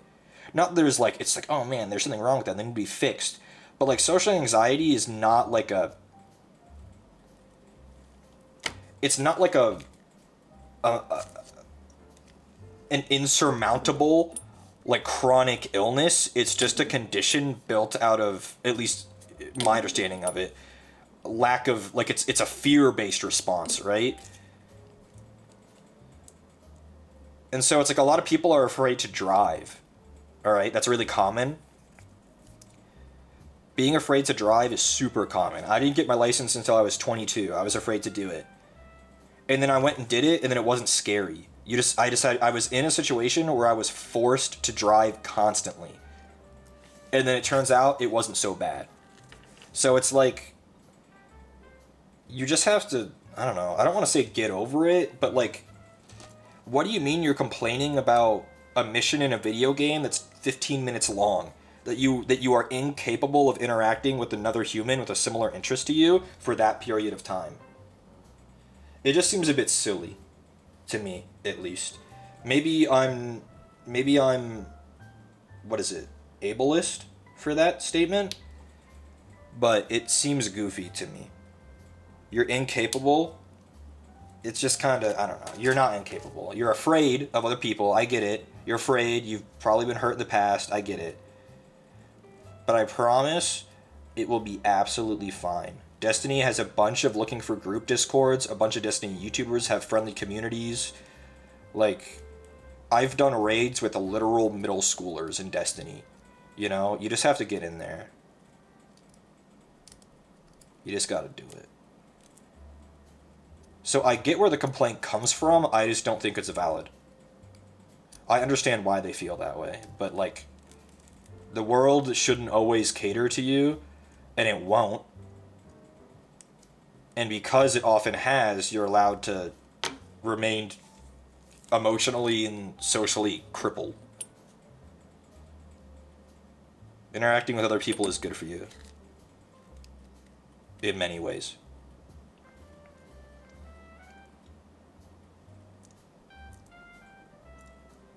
Is it not ableist? I mean, some people would say it is. Some people act like social anxiety is like a real, like, chronic illness.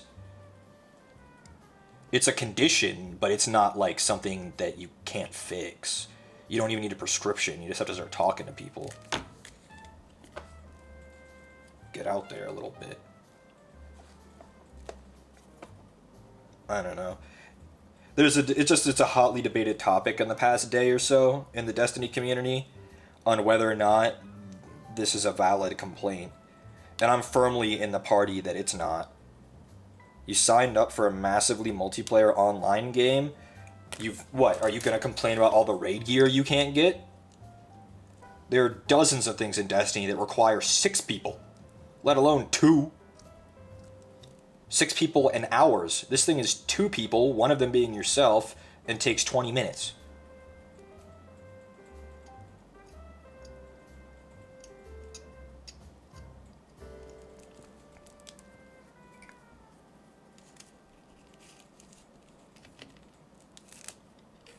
It's a really fun mission. I think everyone who plays Destiny and enjoys Destiny, and the people complaining, that's the thing. They love Destiny. That's the problem. They love Destiny, but they've never played with another human. So, like, what if I told you that this game you love is way better, the best stuff in the game, it's super fun and super engaging, requires other people? What if doing this two-man thing, forcing them to do this two-man thing, right? What if that opens the door for them to do, like, raids? And then suddenly they love the game even more, and they're getting involved in the greater community and all these things. Like, you shouldn't always enable things. Not everything is for everyone, you know? That's just not how the world works. I'm short. I don't demand that they lower all the basketball hoops for me. I either have to get better or not play basketball. It's the same premise. People are just used to being catered to. And I kind of get it. It's a product that you paid for, but the product is genuinely advertised as being for multiple people. It's a massively multiplayer online game. It's generally accepted that you need to do things with other people in that product, that flavor of product.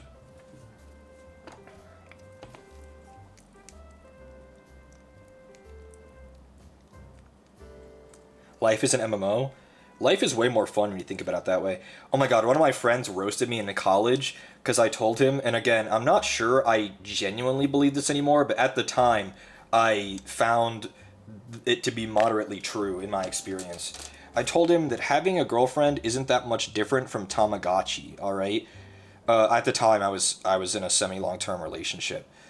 And I had said, you just have to put time in, and it grows. Like, you just have to put in the time. A lot of relationships fail because people aren't committed. They're not putting the time in. Right? And it's not that I thought my girlfriend was a pet. She wasn't into that. And I'm not either. It's that you just have to put in the time daily, just a little bit, and generally you will avoid problems. If she said I was like a Tamagotchi, I would have agreed with her. I'm not saying that specifically women are that way. But if you are in a relationship, the rules are the same. Do you understand where I was coming from? I don't think I believe this anymore. I don't think it's that cut and dry. It's a bit more complex in reality. But, like, it's generally, like, if you oversimplify it, the same idea.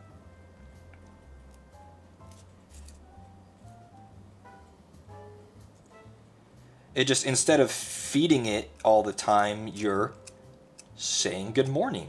You are walking over and seeing them a little bit. You are saying hello in between classes when you can to meet up. Just little things. Little things, just like a Tamagotchi. Just like a Tamagotchi. Walked into the room and my boyfriend started beeping real loud, had to break up with him. Yeah, isn't that terrible when they do that? Fuck's sake. Relax, would you? Back with better internet and pizza? Well, your day just got epic. Well, that's epic.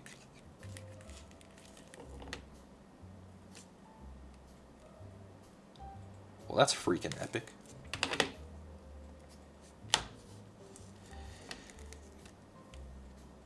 So, like, it sounds bad, but I think there's a non-disproportionate amount of truth to that statement.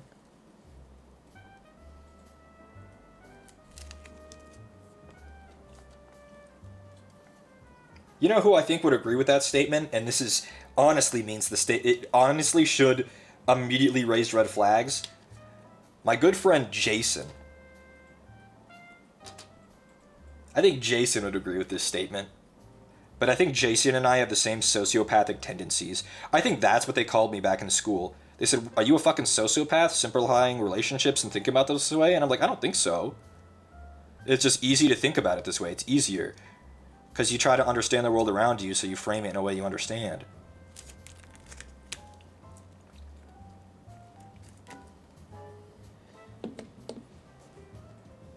And especially for little college Reese who hadn't had many relationships before, that helped him understand what he should be doing. It still didn't work out for us, but not because I wasn't trying. There were many reasons why that didn't go well.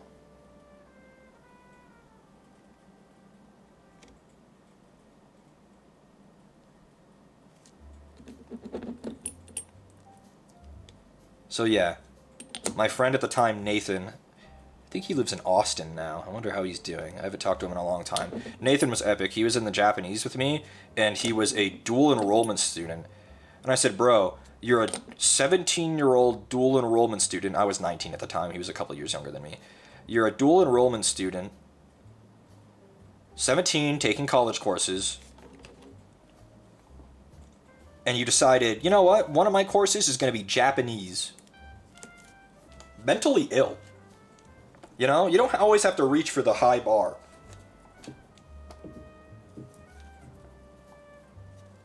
Wonder how he's up. I wonder what he's up to. I haven't talked to him in years.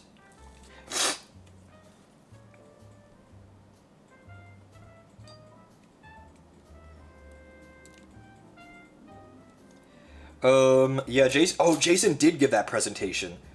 I feel like there's a slide in Jason's presentation that's missing, and it's relationships are just like Tamagotchi.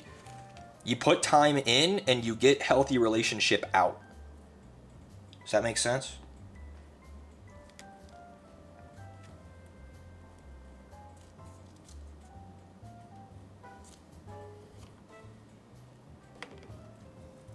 Huh? This guy's a little hole in his belt for something. But it doesn't say to put anything on this one. Maybe there's something somewhere for him. Do all of them have those? Oh, all of them have those. Okay, we'll do that later then. It does say specifically to put this one on the rocket guy, though.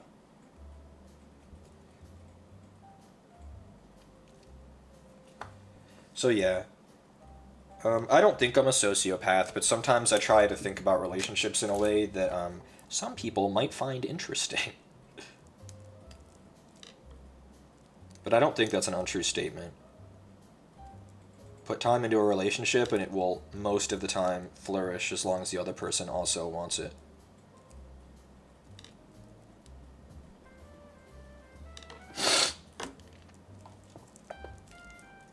Relationships hard, especially with men? That's not true. Who said it? Was it Matara Khan? Men are easy, just be nice to them? I think that was Matara Khan. I think she said that.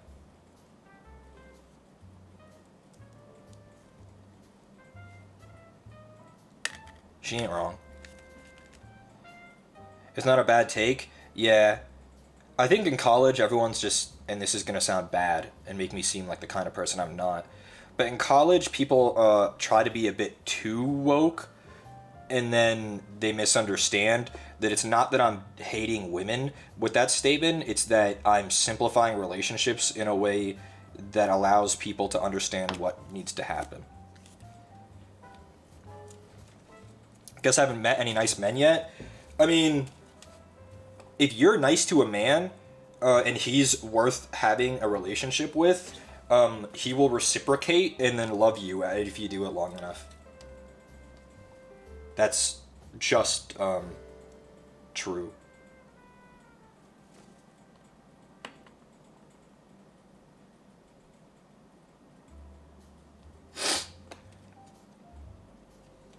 I'm trying to make sure I don't put two of the same heads on my squad.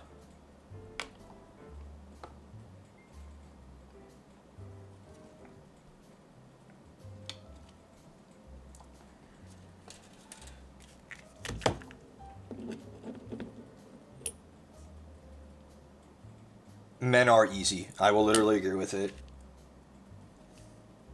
If a woman and I have enough in common and she's consistently nice to me, I think that's literally all I need.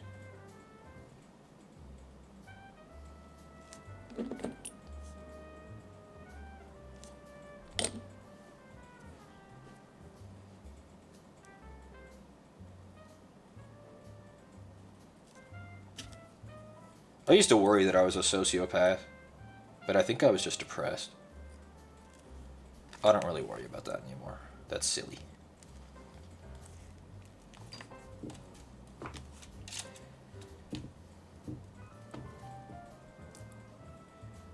Being a hopeless romantic definitely kind of sucks, but...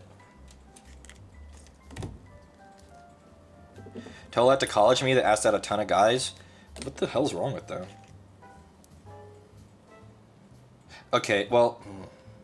How do I tell this story without giving the wrong idea about the other person? It depends on the context of your relationship with said men. Like how well you knew them, etc. In college, I had a late night statistics course. It was like an 8 to 9:30 p.m. And it was okay for me because I lived on campus and the building that Stats was in was not far for me to immediately just walk home after, right? It was easy. It was like a 5-minute walk from my dorm. So I didn't mind the late class. There was a girl, I literally don't remember her name. We'll call her Stats Girl, who I kind of spoke to sometimes in the class. And she lived off campus, and she didn't drive. I think her parents picked her up. She and I didn't know each other that well. Because again, I literally don't remember her name. She had once, well, knowing I lived on campus and that she had to wait for her car, I'll say propositioned me after class, and I had turned her down, and she got very offended afterwards. Sometimes the context isn't right. I did not know this woman very well.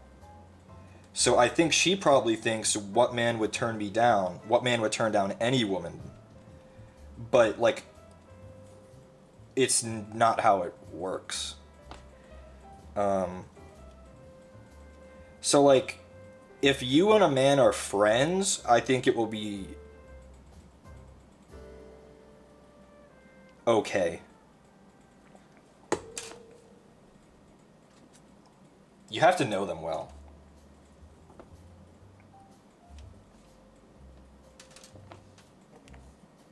Alrighty, bazooka guy done.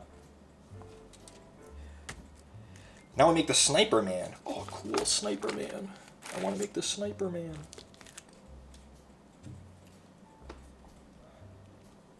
Interesting thing to hear when I turn in, all my friends thought I was a fucking idiot.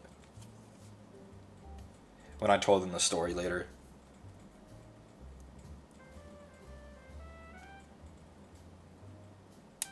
Why would you turn her down, bro? That shit was free. I don't know, man.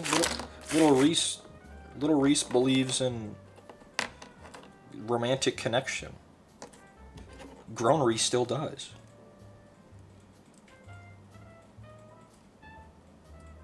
It was really awkward. Like, how do you, when someone offers that and you turn them down, like, how do you continue interacting with them? I tried, but she never really talked to me again after that.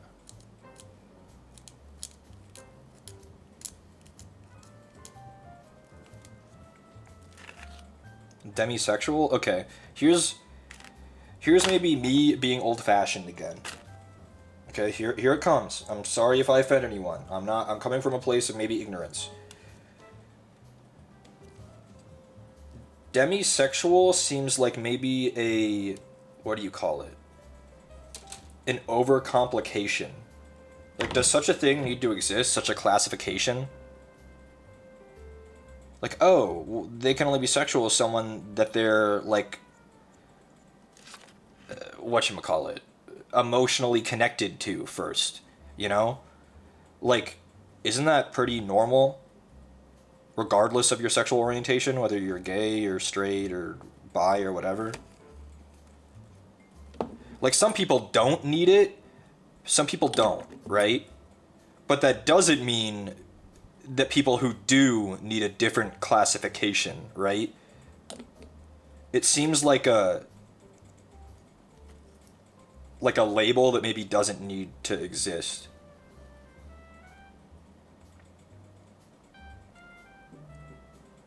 Maybe I'm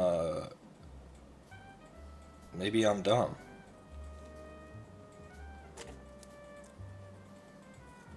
Because I think a lot of people that would describe, lots of men and women, straight and gay, would be described as someone who needs a connection to be sexual with someone. And I don't think that means that they have their specific label or classification.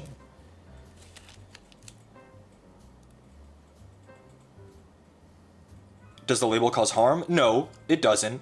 But then it's like, people might... But, like, I don't necessarily... It's weird. It seems like a weird thing to say, right? I don't identify with the label, even though people might say that I fit it.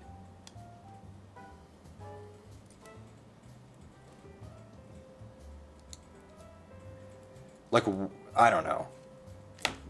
It just seems like... Why does it exist? I don't think there's a proper justification for that one. Which is, and again, this might be me being ignorant.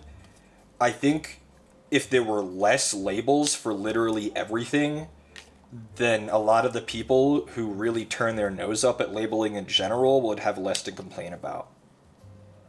It's like, why give them ammo over something that isn't very important? Like that one, like you can probably leave that one.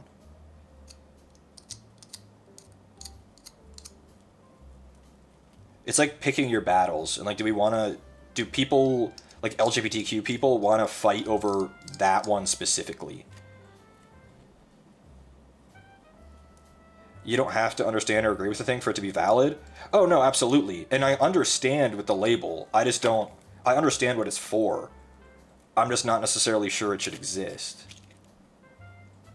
But then it's also, I get where other people might be coming from. Well, why should we cater to the people who are against us? And I think it's just, from me, I just get tired of fighting people all the time over stuff that's necessarily not the right thing. But I get that some people find that if you give an inch, they'll take a mile. I get it. I get it. I do.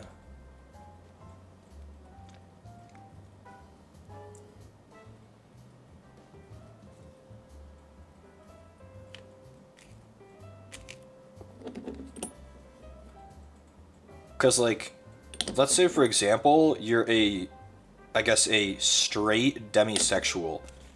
What real difference is there between you and a normal straight person?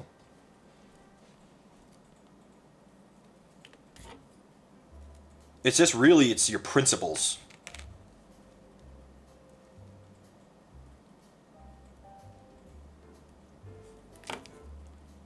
And I'm not sure principles always need to have a label. Hey Luna, thanks for the sub. I know this might be an ignorant topic for me, and I'm not trying to like be mean or saying that people can't be demisexual at all. It's just I don't understand the label. Like, I don't get that one necessarily. It feels like a overcomplication.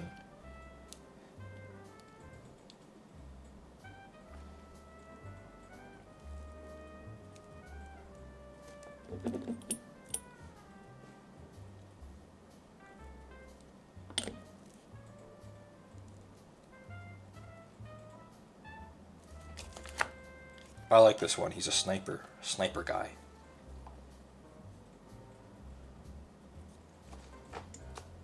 Hello, hello, horse.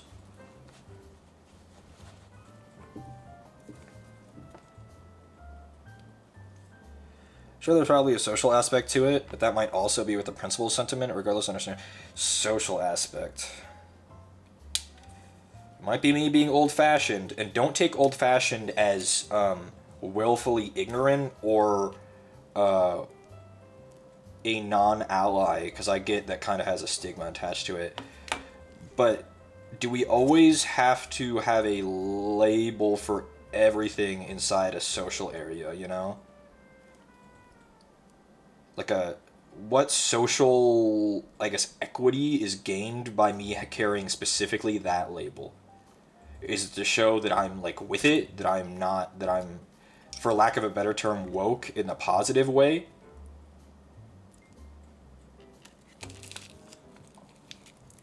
think a lot of those labels make sense in the context of people experiencing relationship friction and not having words to express their exact state of mind. Think that's a good statement. I think I would agree with that. Just like my Tamagotchi example, it allows you to kind of show people exactly what they're getting on the tin. But I'm also, like, maybe, is it that important for them to know that specific thing about you? I don't know. I think it also might be just I don't think I'm a prude, but my prudish attitudes about intimate relationships with other people. Maybe it's like me pushing back against other people knowing things of that nature about me.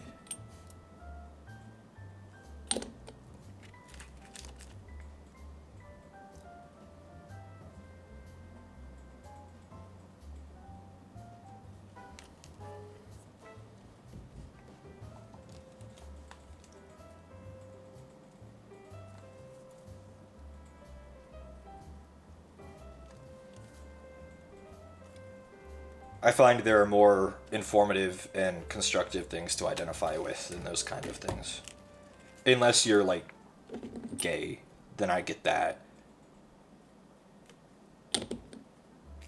Because as a marginalized group, it's important that you guys, not you guys, but that people, like homosexual people, have a, that they don't have to hide it. I get why that label exists.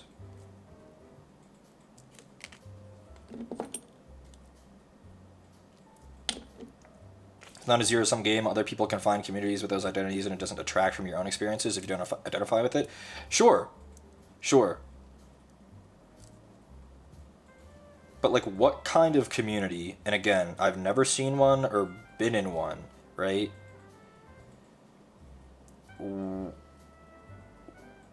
Like, is there a community founded specifically on demisexualism? What kind of place is that? What separates that from just a normal community? Because again, a straight demisexual and just a normal straight person, what real difference is there between them?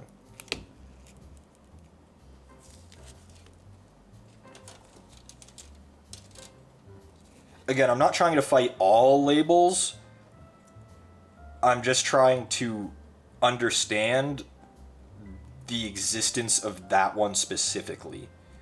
Demi falls with an ace? How? What is ace about being a demisexual?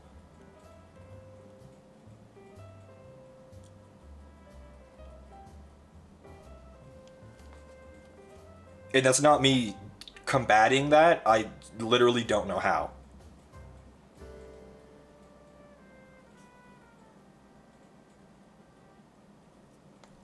Lack of desire? But if my understanding of demisexual misunderstood, I didn't think it was a lack of desire. I thought it was more of a, your desire is contingent on emotional connection, no? Like, you can't have casual sex and things like that, right? Which is, I would argue, a pretty normal thing.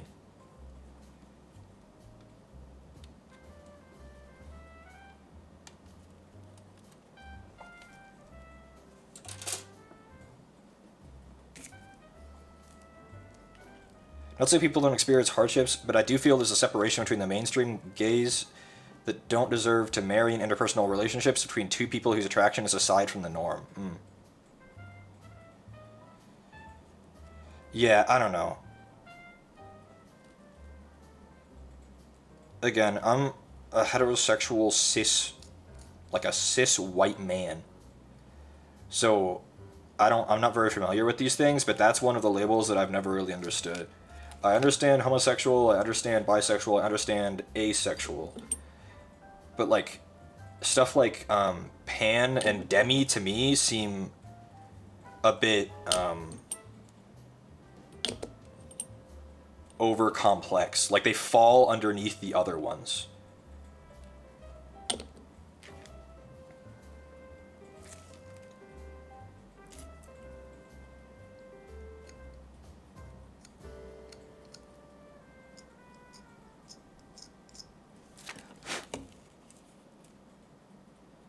Trying to cook you a metaphor? Let's hear it.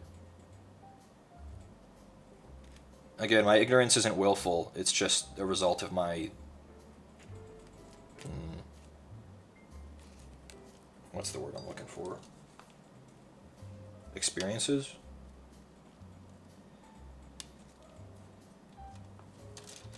Pan, I understand. Bi is sort of limited to people who identify as summer mask, while pan is more like attraction is dependent on gendered expression. Okay, but like, my same issue with demi and pan, right? Why not just say you're bisexual if you're pan? Like, doesn't that cover it? And I get there are people who don't prescribe to either of the two common genders, right? But I would argue that you could still just say you're bisexual and everyone would just accept that. Let's say gamers is a big umbrella, but within video games there are niches. Even when gamers are like FPS gamers, story-driven gamers, sometimes these overlap, sometimes they don't. Bi people can also like NB folks? Well then, again, what's the need of pan, then? A lot of bis do say that pan is splitting hairs. I think that's really my argument here. Not my argument, my stance. Sometimes I feel like it's splitting hairs, and it's why a lot of people are kind of... the people who are against these kind of things are fed up with it. They find that it's too confusing, that it's splitting hairs. So, like, sometimes it's like, well, what if there is some sentiment to that is true? Not that those people deserve to treat other people poorly or anything. At all.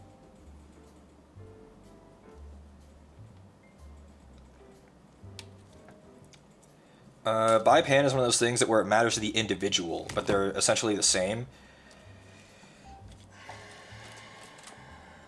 Maybe I'm just not much as like enough of an individualist. Maybe I just don't care about myself and like labels that I have. And it's not that other people shouldn't be allowed to have labels or anything, but I just don't think I'll ever understand the need to have my very, very singular experience labeled down to the smallest minutia that we can get. So an identity like demi, which only feels attraction sometimes in some circumstances, is a sub-niche of the asexual, which is a part of the larger... How is it beneath asexual if I thought ace was all about not feeling sexual attraction, period? So like someone who feels any's automatically not ace. It's a spectrum? I get sexuality being a spectrum. Is asexuality is a spectrum? Incorrect? Which part?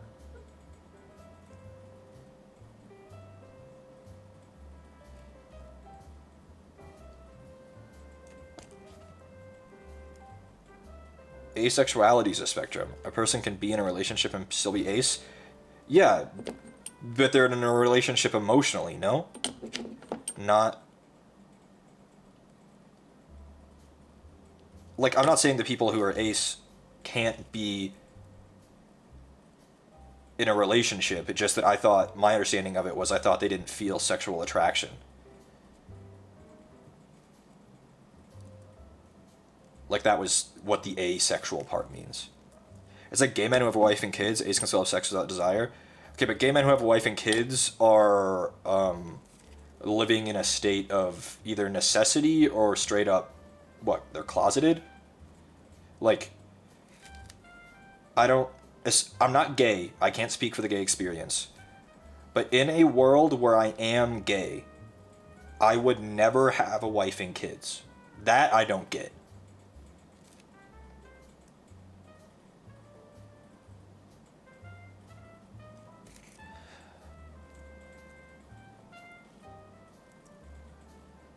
So, like, an ace person, why would they ever be in a relationship that forces them to have sex without desire?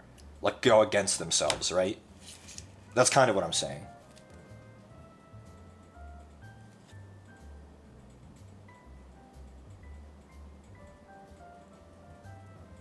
In an ideal world, yeah. societal pressure. I thought the whole thing was we're supposed to say fuck that. I thought that was the whole point of Pride. It is Pride Month, right? Or is that over? Fuck. No, it's just started, I thought. Maybe not.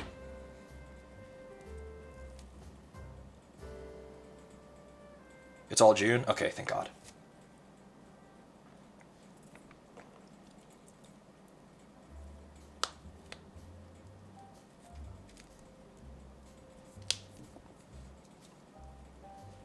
I'm doing my best, guys, okay? I'm not the smartest ally, but I try. The problem is I'm an ally, but also I like to understand things, and this is something that I don't understand, so I ask a lot of questions, and I think that might give some people the wrong idea.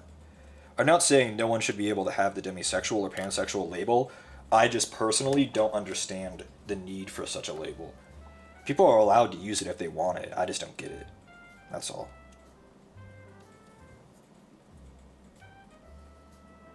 I hate that I feel the need to justify that. I shouldn't have to. People should just be able to accept that I'm wanting to learn without me saying, don't worry guys, I'm not a bigot.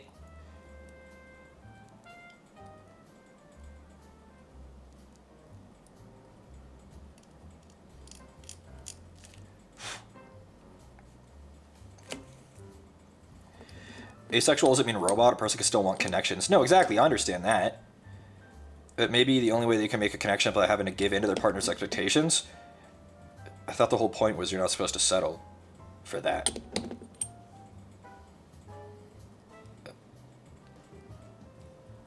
I get that in an ideal world you don't have to, but I thought the whole point is like that there's someone out there you wouldn't have to settle for. Just as a straight person wouldn't settle for someone they're not attracted to, even though it's a lot simpler.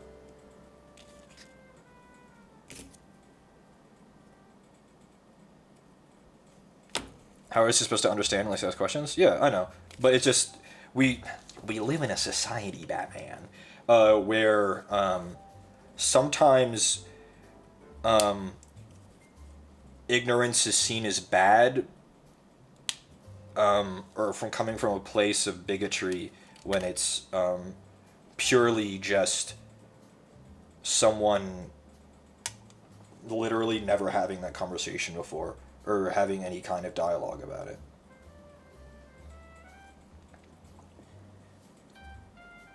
There are ace people who don't feel sexual attraction but are comfortable with the acts to make a partner they feel strong, romantic, choose, happy.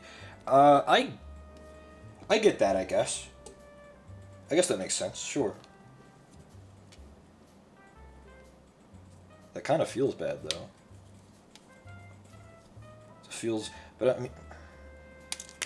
I guess to me, it just feels ironic for a very, I guess, sexually liberating movement to acknowledge that many times you have to... What is it? Sexually compromise. Not that I don't think that sexual compromise is something that you should ever have to do. It just seems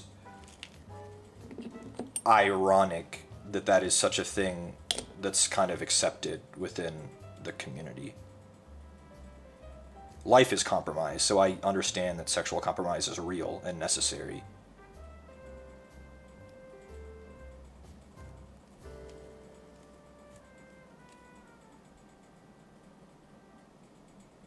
This guy has a weird-ass pose. He's got like a weird twisty waist. Someone who's ace, I've pretty much given up on the idea that I'll ever have a relationship because of how prevalent the idea is that relationship is sex. Well, that's what I guess that's kind of what we're getting at here with this part. Is you might have to compromise. But that seems wrong, given the greater context of our society, Batman. You see, the LGBTQ movement's all about sexual liberation and expression, so having to compromise seems kind of bad. Why should you have to?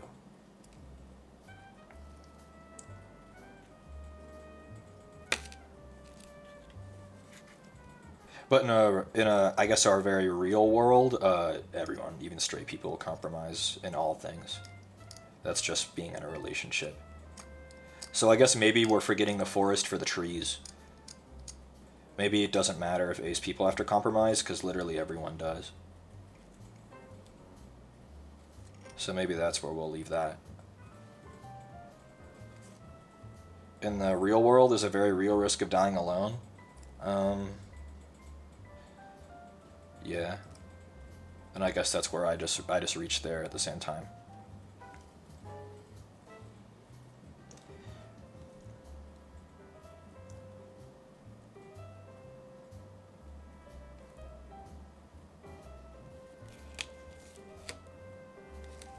I've never seen relationships equal sex. I see it as relationship equal companionship.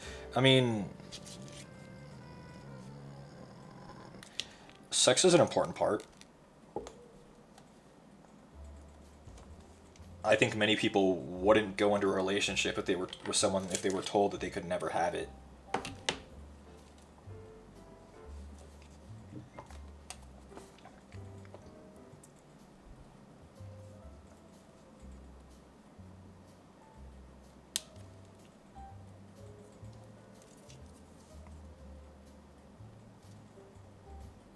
It again depends on the person. I would say that the vast majority of people would not get in a relationship with someone if they were told that they would never be able to be sexual with said person ever. I think probably at least 60%. That's a statistic I'm pulling out of my ass. So not saying that relationships equal sex, but that's where the thought comes from. Yes, brother. Hello. Hello. Oh, you're streaming. Yes, sir. It's after 5 p.m. Eastern on a Wednesday. What does that mean? I stream at 5 p.m. Monday, Wednesday, Friday. Wait, really? Yeah. I didn't know that. How's this going? It's good. We got a bunch of little dudes. What have you done today? Have you just made these guys? Yeah, that's it. And I put peanut butter on their bases. Okay. Go have fun. Bye. Bye-bye.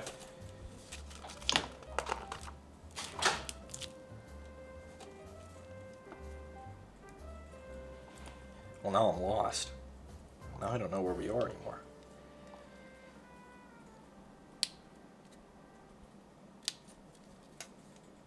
Oh well. I think we had tread most of the ground that we were going to tread. I'll say it, Cerulean. I'll say it. Don't make me. If you're not in the stream, maybe you don't deserve to know what was happening. You missed a conversation about people always being catered to. Watch the VOD. We live in the present now.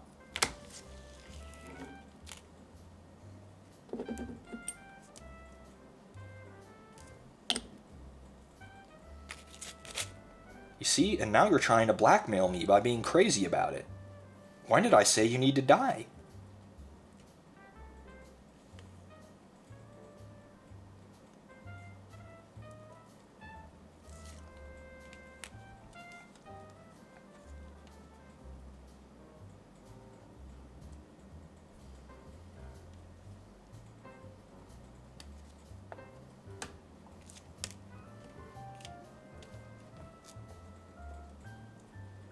I'll pray for you. Thanks. Sure. Go for it. I enjoyed the House Flipper VODs. I haven't forgotten about it, but... I mean, I've talked about it mostly at length at this point. I just don't like streaming video games anymore. I'm too much of like a gamer, capital G gamer, where I need to like... House Flipper isn't that kind of game, so maybe that would still be fine. But like, I don't like streaming games because I focus too much on the game. I can't be a streamer when I'm gaming. I'm a gamer, you know? Farsight came out awesome, thank you, and it was funny when the light attacked you. I was looking at it yesterday, I still don't understand how that was possible. At all. By the way. It made no sense.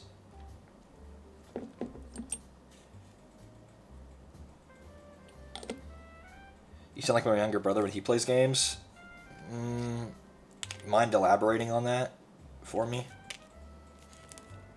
What does that mean? I sound like a child, or does your younger brother have specific mannerisms?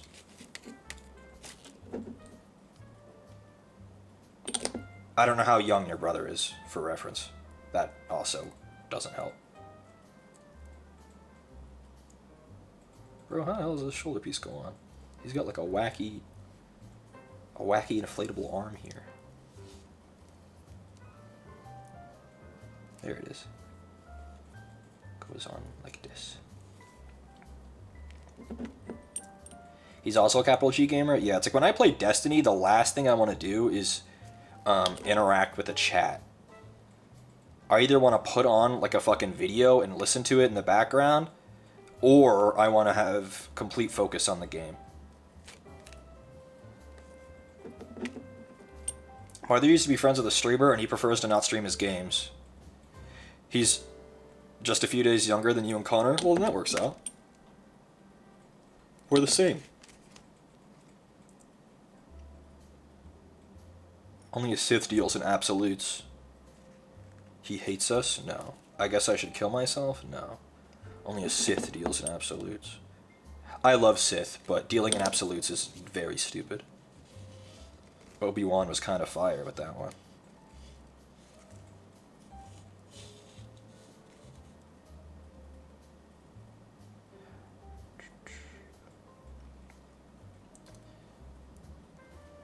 That's why I like watching visual novels. It just lets people chill and talk. I despise watching visual novels.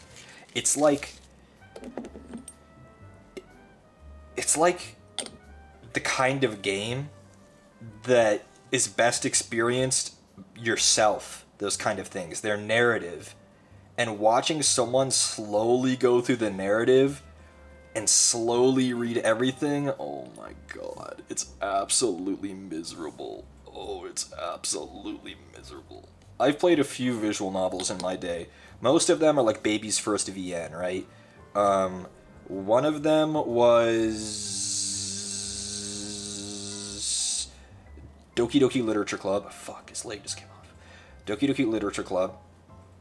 I played some of If My Heart Had Wings. I've played some of Steins Gate, some of Chaos Child.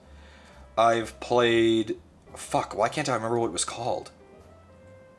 Katawa Shoujo I've played. Most of. It's just miserable to watch people play those things. The 4chan one? Guys, that came out forever ago. The 4chan one? What is 4chan about Katawa Shoujo? It's about disabled girls. What? It was made on 4chan? What? Well, they did a good job, because I thought that game was cute.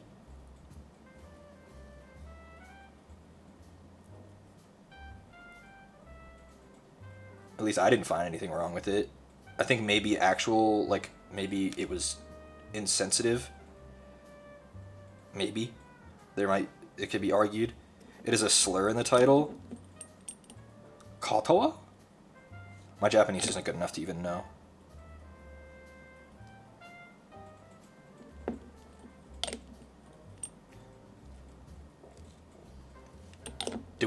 Do we count disabled as a slur? Is that what that means in Japanese?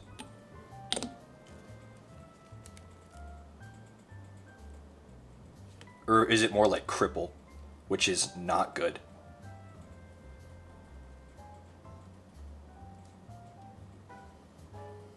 It doesn't directly translate? Got you.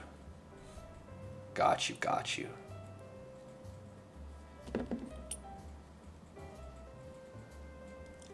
The more you know, always. With the little rainbow, the more you know.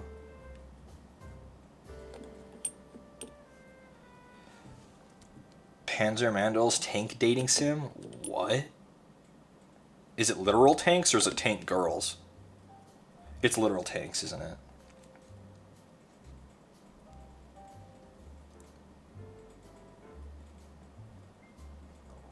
Tank girls, literal tanks. We are split on Panzer Mandels. What is it about Japanese and German tank name? Like, why Panzer every time? Is that what tank is in Japanese? Did they steal the German word for it? Actually, that makes sense. Maybe they did.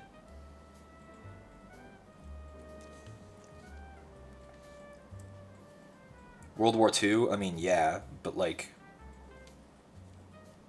Panzer's a German word? Yeah, but the Japanese steal words a lot, just like English. Where do you think pawn comes from?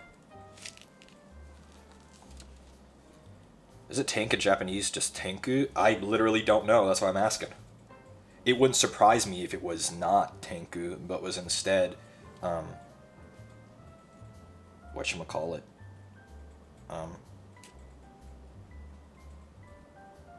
No, I can't even think of it. Panzer. My ex-manager at work was a battleship nerd. I showed him Azure Lane and he was hooked. That's hilarious. He said, "Oh my god, the Yamato. That's a famous ship. I know that one. I love the Yamato."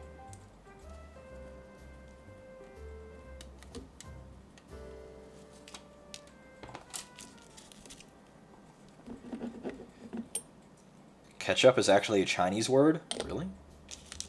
Tank in Japanese is sensha? That seems interesting that you would say that.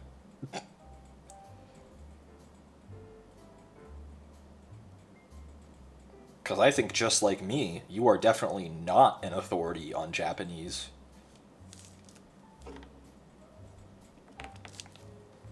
And neither is Google Translate.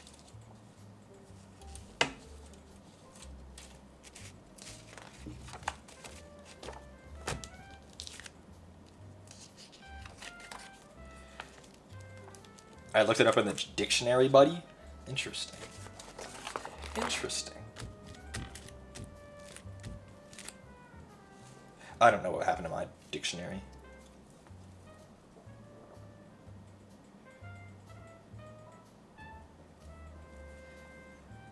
Panzer is just a type of tank, but it's a popular term? Yeah.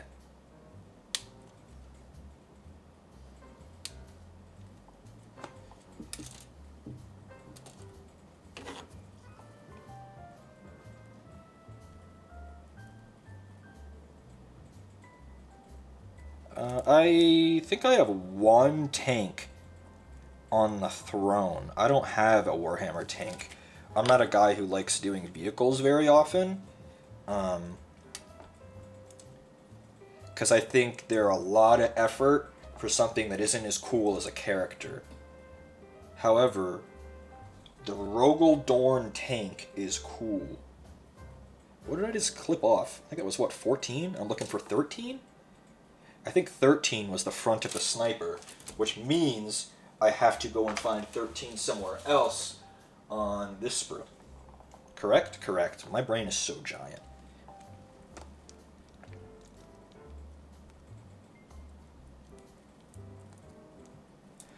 Cantonese Chinese roots. Ke, tomato, chop, sauce. What? I love learning, bro. I love linguistics of all languages. That rules.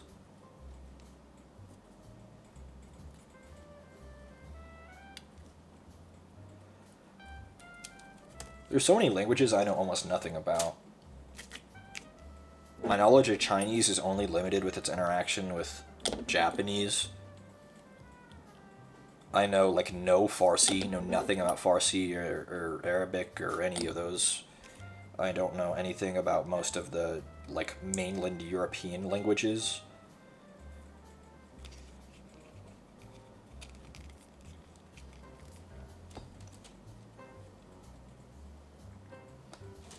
They look funny, though.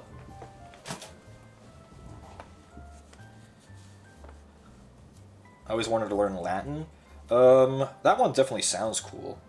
Latin.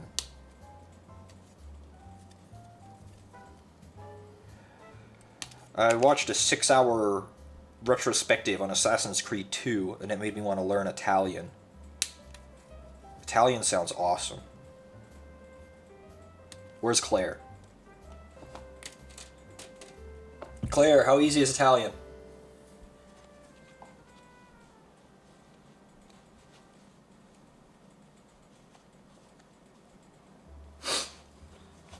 Sleep time for EU? Aren't I Italian? Yeah. Part.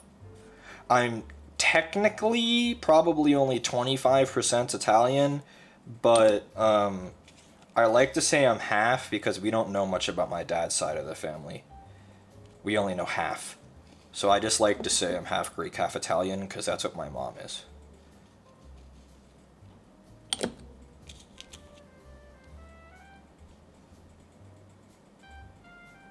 Because it's the ancestry rather that we actually know.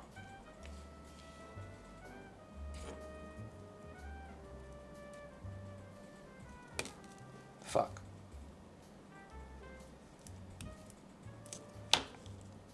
Spanish is more sexy than Italian in your opinion? I think they're both pretty fun. I wish I knew Greek. I think Greek is really uncommon among non-Greeks. German is top 5 least sexy languages. Bryn, old roommate Bryn, took years of German. And yeah, it's not a very flattering language, for sure. I just want to be that guy, you know, like if anyone's ever seen it, My Big Fat Greek Wedding, which for all Greek people is that movie where you go, you see that movie, how crazy it was, the Big Fat Greek Wedding? Yeah, it's super like that in real life. It is actually super like that in real life. But how they always talk about all the English words and then their roots. Greek sounds like Spanish? Huh? Not in my experience. Hey, quick question. Found a Tau hammerhead for $40. Only thing against it, it is missing a rocket pod. The question is, should you buy it? The answer is, well, I don't have a Tau hammerhead. You take how much is it worth? Like a brand new Tau hammerhead.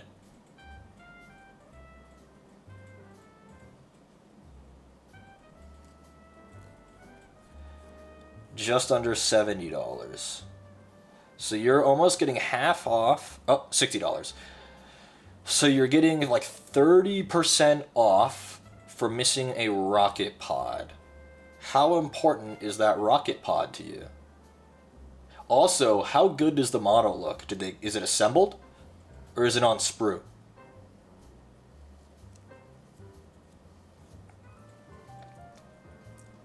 It is assembled. Okay, so you don't have to assemble it, but if someone else assembled it, does it look like they did a good job? Is it cleaned up? Are there no super bad gaps? Is it all in good shape? If the answer is yes, and you don't care about the rocket pod, then 30% savings is good. However, I don't know if you play Warhammer. I don't. However, some players would want you to have that rocket pod there. For not having the rocket pod would not be WYSIWYG. I do play.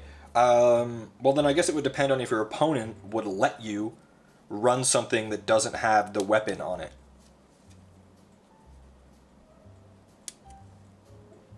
Anecdotally, I've heard that is important. I do not play, I only collect and paint. But anecdotally, I know that some people won't let you field an army and then say that they have the weapons that don't appear on them. Like, for a lesser example, if I had my scout sergeant, I don't think scout sergeants can run a plasma pistol, but let's say they could. And I say, okay, well, for this game, he has a plasma pistol. Some opponents won't be okay with that. So, if your hammerhead is missing its weapon options, some people might not like that. So I've heard. And that's my opinion on that. Good savings if you don't care about it missing the rocket pod. Or if you think you could get away with it not having one. Hammerheads have 2 missile pods, 1 on each side. And the other one is their town. Okay, so really it does have rocket pods. It just visually is missing one of them. But they are represented on the model. I would say that's fine then, shit.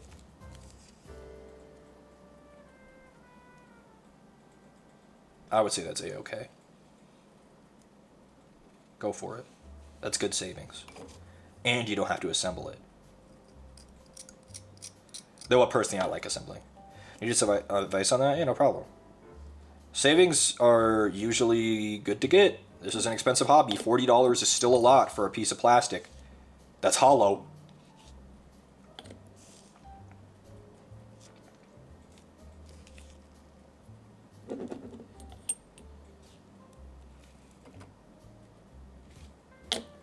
But yeah, my big fat Greek wedding. Very accurate in my experience.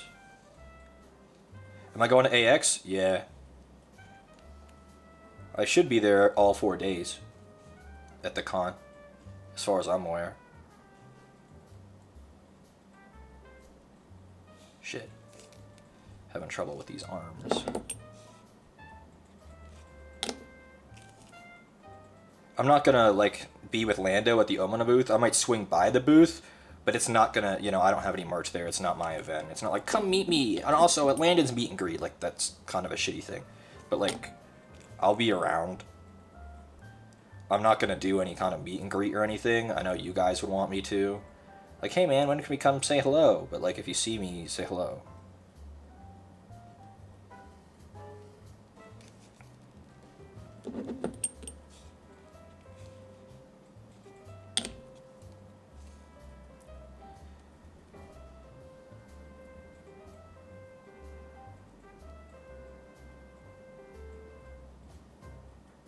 If anyone, like, really wants to say hello, then let me know, but it's not going to be the kind of thing where it's like, I'm going to have a specific time and place, like, area set up. Like, it's, you know, it's not that kind of,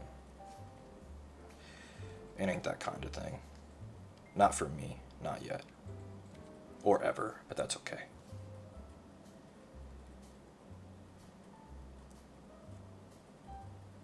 This guy's got a bolter. Who gave him one of those? Little goofball?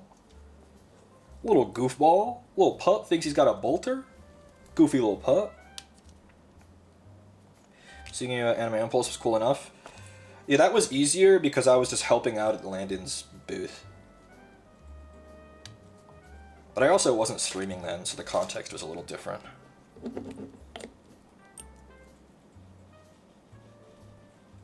I was just Connor's brother and Landon's friend. How goes the assembly? Well, we have 1, 2, 3, 4, 5, 6, 7 guys done. This guy just needs his head. Yeah, I don't know. I'm not like... I don't know. You were just a guy? I still am. But yeah, going to AX is the kind of thing where I'm going with the intent to meet and greet. You know?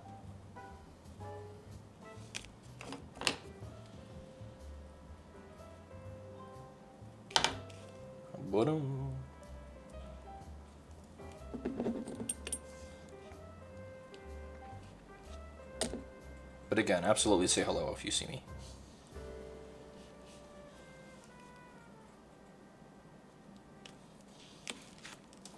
Which head is this doofus getting?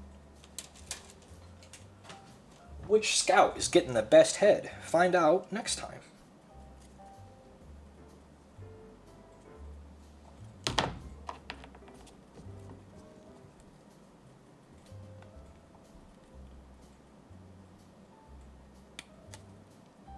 Hope you have a good time. I'm excited.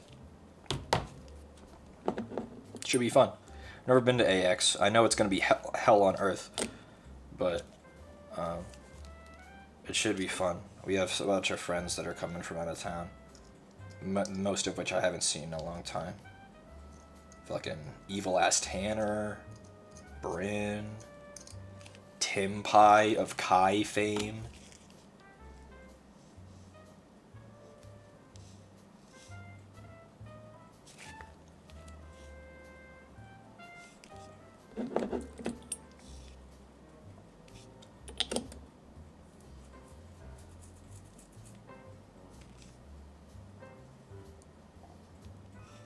You know, that one guy, Professor Lando's going. Wow. That sure is special.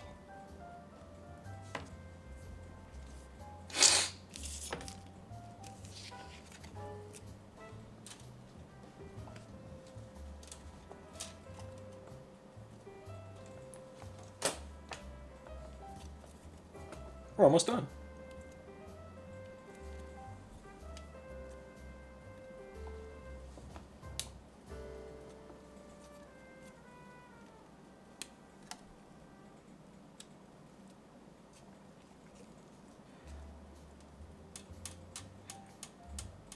It'll be my first time flying solo and first time on the West Coast, so I'm very nervous.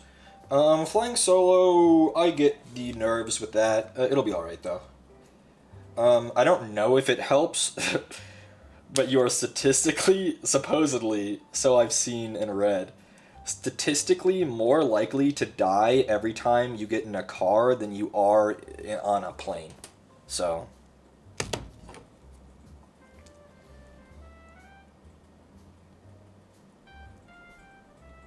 Bye, Skelety.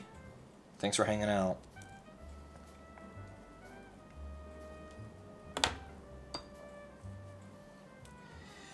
Unless Jesus hates you, well, he'll have to get in line.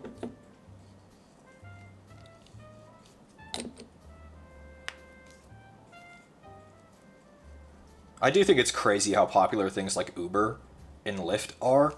You're trusting someone else, a stranger, to drive your ass around. It's bad enough when I have to trust the other people on the road. I have to trust this guy? I've never met him before in my life. Let's see that license, buddy. How many points you got on that? It better be spotless.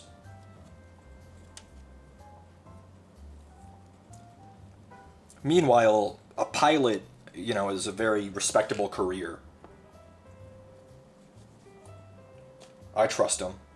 I trust a pilot.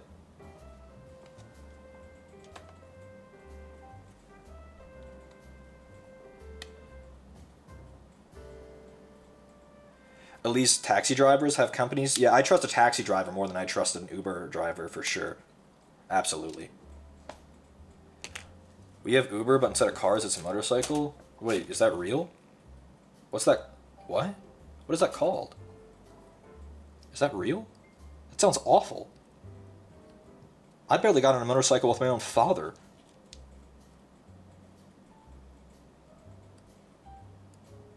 The app should be called Russian Roulette. 1 in 6 riders dies before the ride is over. Joyride?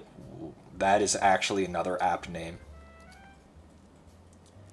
Uber does offer motorcycles in some countries? That is so awful. I would never, oh my god. I feel weird enough getting into a stranger's car, let alone on a fucking stranger's bike. For all I know, the guy's a psychopath. Yeah, bro, lane split. I don't mind. Motorcycles are one of those things that I think society would be better without. I think they only increase the amount of road danger for everyone involved. Rider and random other people. Like, if we outlawed them, I think I would understand. Rip your car's roof? Yeah, I'm glad I don't live in a place with hail. Though, my car is covered, so I'd be okay even if it did hail here.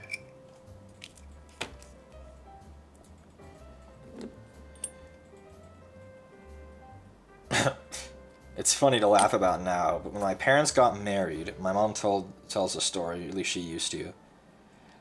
She and my dad promised that the one thing he would never do would be get a motorcycle. And about 17 years later, I wonder what he got.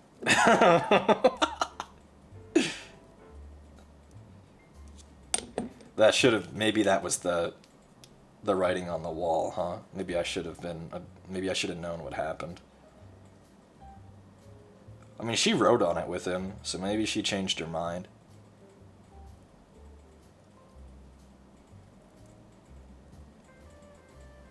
I've never really spoken to her about that. She liked to ride around in it, or on it.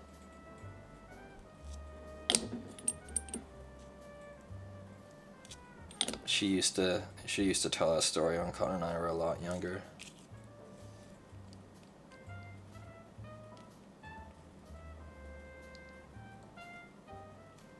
It was like a Harley. It wasn't like a fucking pocket rocket, you know. He wasn't doing anything like fucking wheelies or anything, but still.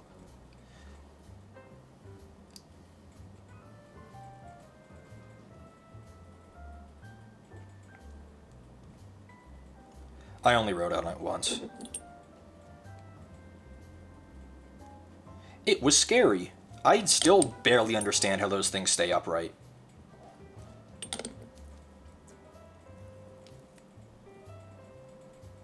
Yeah, as far as they go, a Harley is tame, you're right. But yeah, I still don't really understand how they stay up to this day. Physics sometimes just do whatever, I guess. Momentum and balance, just like a normal bicycle. Yeah, but a normal bicycle weighs nothing. A normal bike weighs nothing.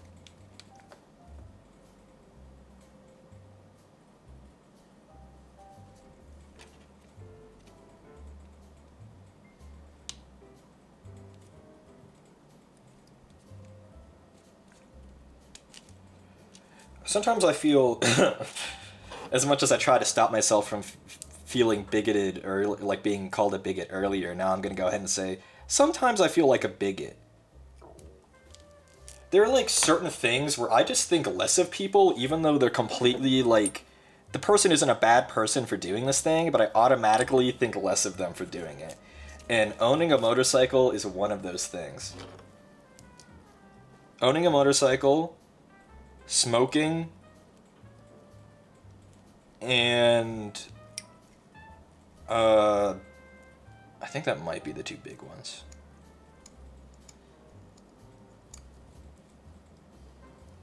You know? Like, there's not anything morally wrong with those things, but I automatically think less of you. Like, and it's not like think less of you, like I literally think less of you, like, as a person. And maybe that's not fair. But I do. So in those ways, maybe I am a bigot. Surely you know at least one person who does any of those things. I cannot name someone in my life who smokes cigarettes commonly. And I can't name someone that I talk to all the time, like a good friend of mine, who rides a motorcycle.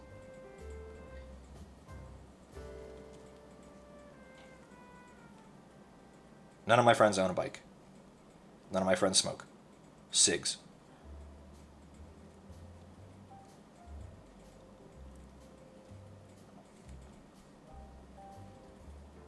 I would have a hard time making friends in Japan. Smoking is common there. Not as common as it used to be, but it's still common there. Honestly, do I dare? Do I dare make myself look like even more of a bigot? Do I dare do it?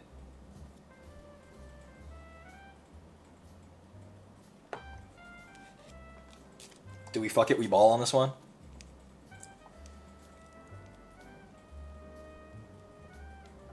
Can't even argue with you, and I admittedly am still trying to kick smoking.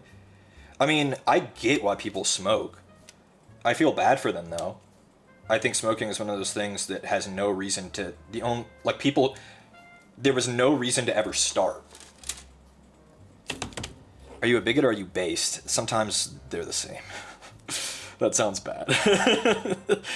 I was gonna say, sometimes... I think the third thing might be people who smoke weed often.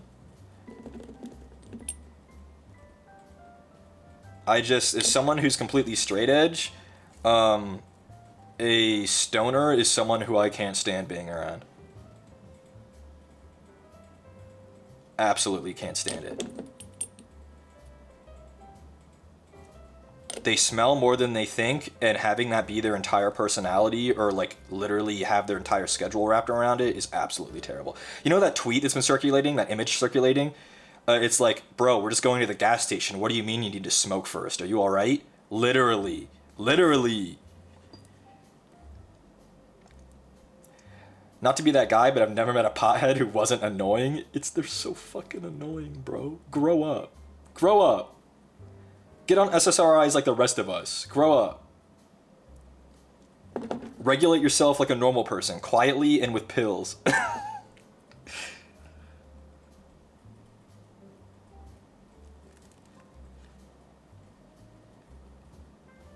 Yeah, again, that doesn't sound better. It depends. I've been taking SSRIs for 8 years. If I didn't tell you, would you know? Would you be able to smell it on me? Would I tell you, hold on, I gotta take a pill real quick? No. You wouldn't.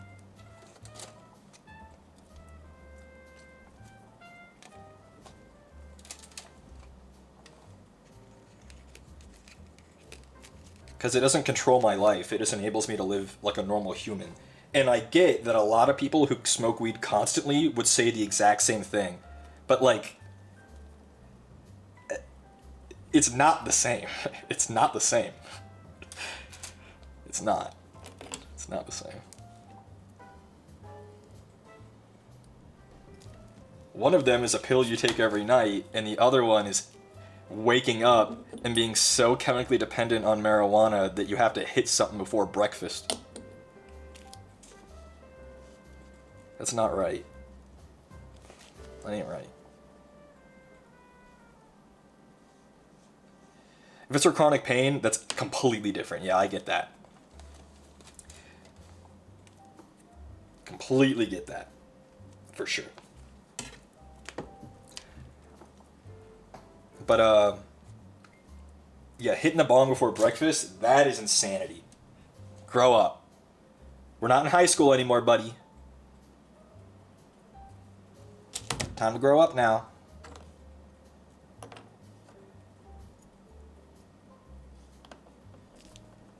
Bong for breakfast? You guys all laugh. There are literally people like this. And they're grown people. They're like 30 years old. But yeah, 3 hits and no lunch? Hell yeah, now that's living. But yeah, I'm kind of prudish when it comes to recreational use of any substance. But again, it's because I'm straight edge, I can't help it. I don't think I'm...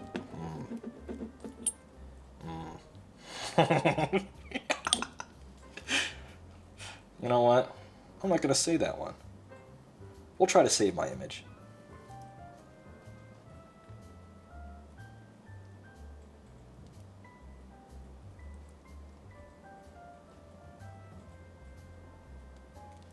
I was gonna say, you know what, you're right.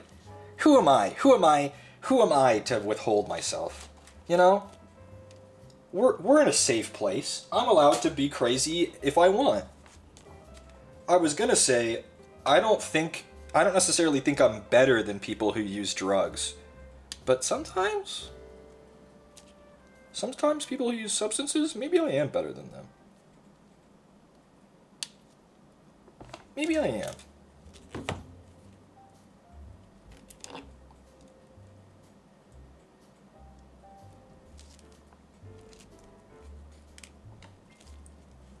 Just a little. Not morally better. Not morally better. It's not a moral issue at all.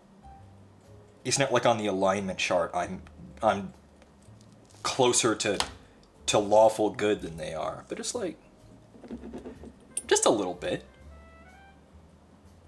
Just maybe when God greets us, he'll dap me up a little bit crispier, you know? Just a little bit.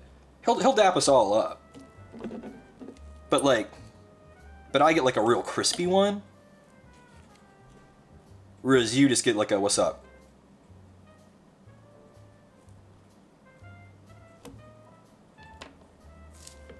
I say you, not like you, but like you, yeah, you get it. He looks into your eyes as he does it? Yeah, and he's got a big smile. No, I'm gay. I be going straight to hell. Okay, I am not a practicing Christian, but I think I'm agnostic. I would like to think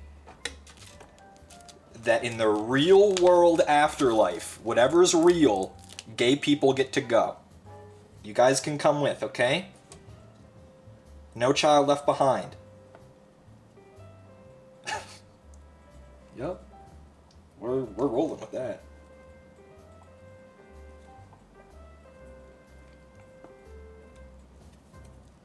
Yeah, I think I am agnostic. I don't really believe in atheism. Isn't that funny? A funny statement. Atheism, I find, is pretty, ironically, close-minded. But I don't really practice any particular faith.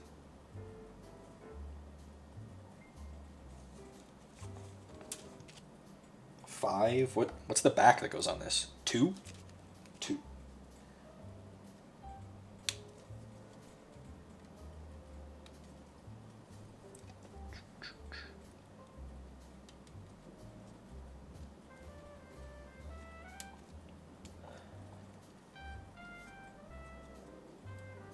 Atheism and agnosticism aren't mutually exclusive. That's true. The thing that I find cringe is when people start treating atheism like a religion. They start preaching atheism. The Reddit idea of atheism, you know? The really militant ones. That's awful. I would rather be Catholic than be that kind of atheist. That is just terrible.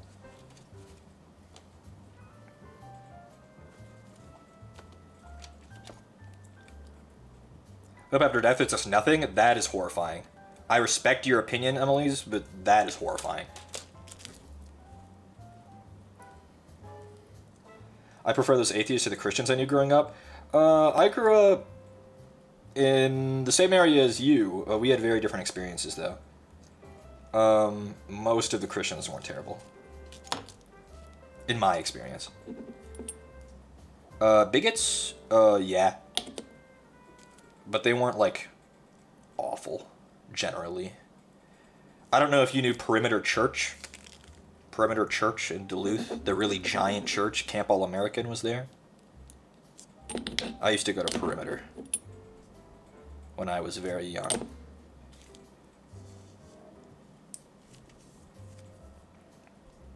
I grew up around Jehovah's Witnesses, so that ruled. That is different. Not to hate on Jehovah's Witnesses, but they are people think Catholics and modern day Christians are closed-minded. Jehovah's Witnesses are something else. I've been to a few, fuck. What do they call it? Something Hall. Kingdom Hall? I've been to a few Kingdom Hall sermons. It is an interesting time. None of my family was Jehovah's Witnesses. Someone I knew was a Jehovah's Witness, and they had invited me. And who am I to say no to a new experience that is not harmful to me?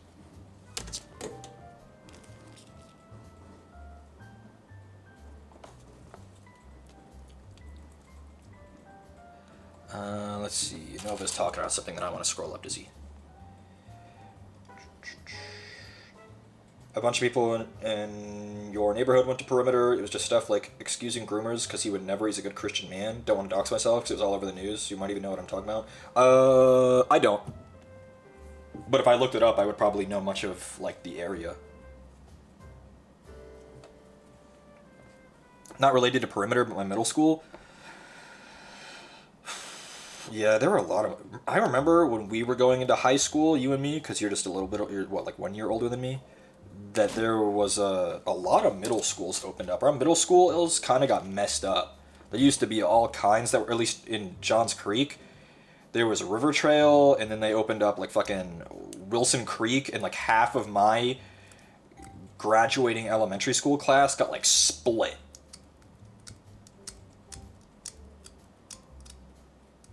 And it was really annoying for us.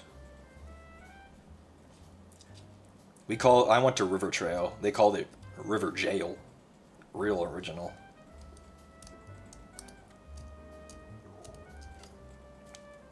It was a middle school. It was fine.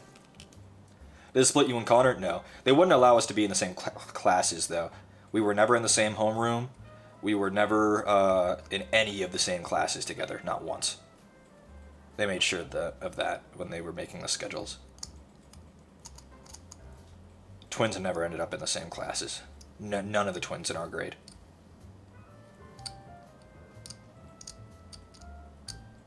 That's rough. I get it. I get it.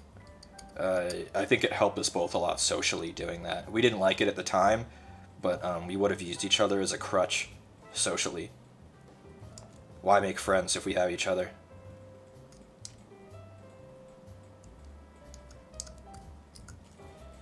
We had 13 sets of twins in my graduating class of 2013. That is a lot of twins. We had lunch together sometimes. But like actual courses, never. I don't think it happened once. Not even electives.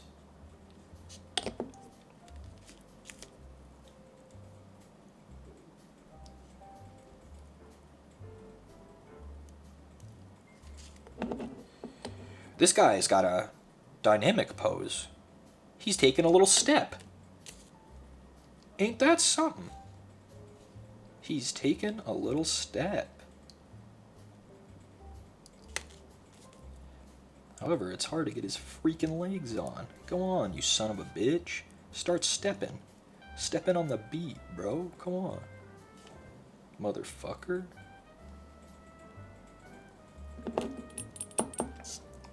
Is it because you'll cheat on tests with the twin telepathy? Yeah. We rarely even had like the same electives either. Like, it's not like they wouldn't even put us in the same groups. It's like they wouldn't even give us the same course. Because our electives were generally randomly assigned. You would write down a list of the ones you'd want and then just hope for the best. Good luck, buddy. Good luck, little pup.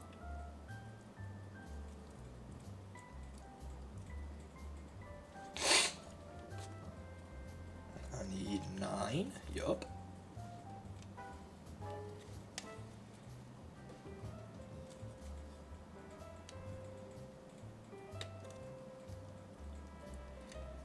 Yeah, it was like a lottery. Yeah.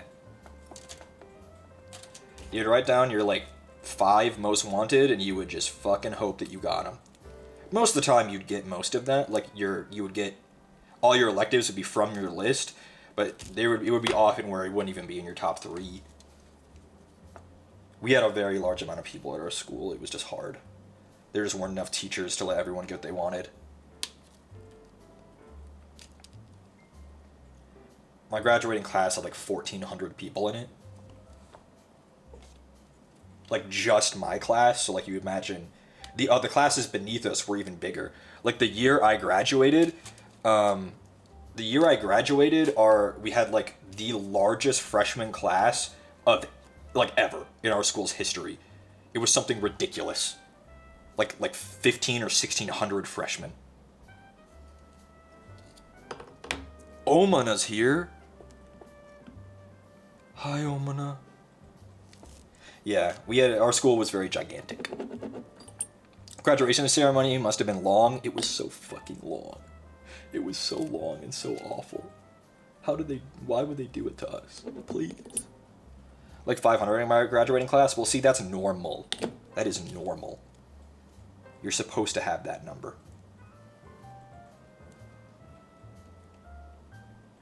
Is a graduation ceremony required? No. But you go because your parents want you to, and because you'll regret it later. At least, I figure. College graduation was way faster than my high school one. In college, they just got that shit over with. Plus, there's so many of you in college, they like, at least in my school, they split it up by, like, school. So, like, humanities were one day, science was another day, you know? So it's not like you have to sit through everyone who's graduating in your year.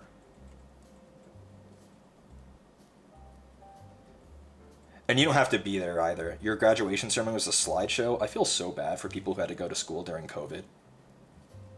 That sounds absolutely soul-shatteringly awful. Mine was all majors one day. It was 6 hours. That is awful. Mine was a few hours, and it was just the humanities. It was like 3 hours, maybe.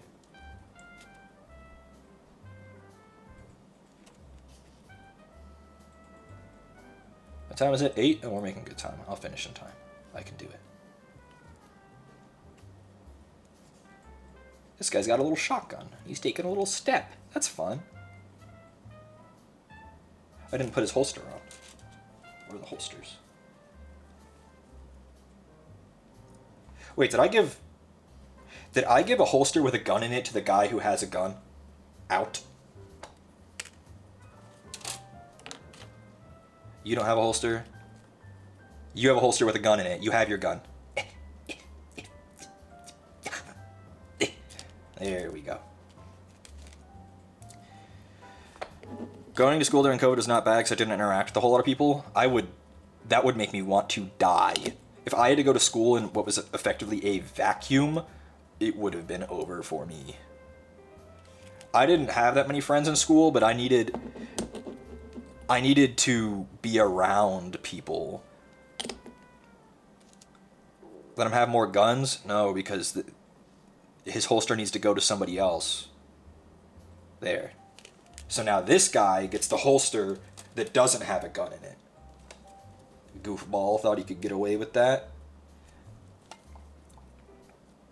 He thought he gets 2 pistols? No. I would also have flunked. I would have flunked out of high school or college if I had to go during COVID and it was all online. I would not have paid attention in a single lecture. I would have done my best to cheat on every single assignment that I could get away with. I would not have made it. 1, 2, 3, 4, 5, 6, 7, 8, 9. We have one more. I don't know which one it is, though. I think it's another guy taking a step. We'll give him a bolter. I need to swap to the other screws.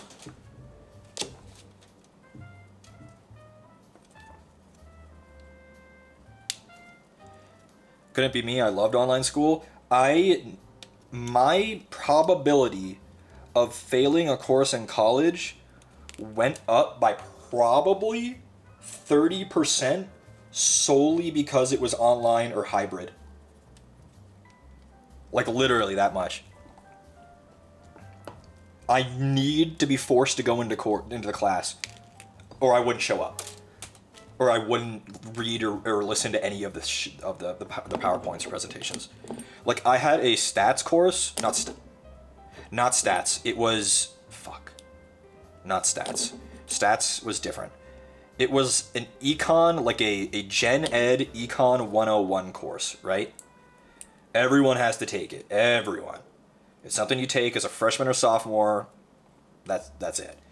Bro, I took gym online in high school. They gave me a C on an essay. You were in AP Lit. Yeah, having to write papers for like the health course was insane. The econ class, I showed up for the very first day, as you do. I showed up, and he said, I will not be taking attendance in this course. He didn't see me again until the final. Never do that. Awful. As much as I'm going to hate going to that 8 a.m. fucking econ class, never tell me you're not taking attendance. You're never going to see my dumb ass. Ever. Not once. He didn't see me again until the end of the semester. He couldn't pick me out of a crowd. No way. And I got a B. Because the only grade in the whole course was the final, of course. There was no homework. There was nothing. You were just supposed to read in your own time and show up. Curved grading? Oh, it was curved too. It was a curved final, and it was the only grade in the whole class. It was Econ 101. It wasn't that hard. Do you know supply and demand, little buddy? Can you read a graph? The shit it would get you like questions about like dates. About like the fucking ask you questions about the who fucking wrote the invisible hand? Who wrote that? Fuck.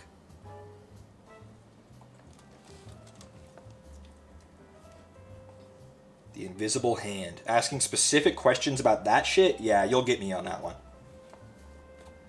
attendance grades were the only thing keeping me alive in college. Yeah, it always felt messed up.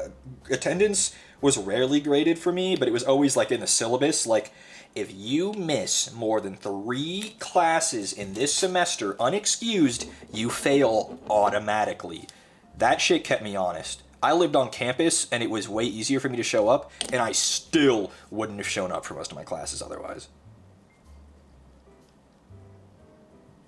And I'm paying to be there. And I get why people say, like, oh, well, you know, they're paying to be there. It's their money. They should show up. They should get to choose if they show up or not. No. Don't. Please don't give me the choice of wasting thousands of dollars. Please. Force me to come. Please. You have to force me to come to this class. You have to.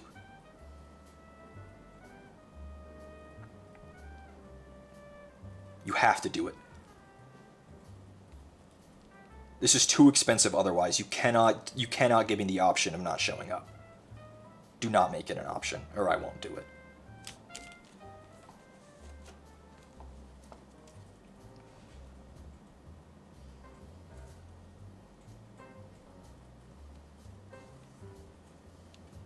Or I just won't do it.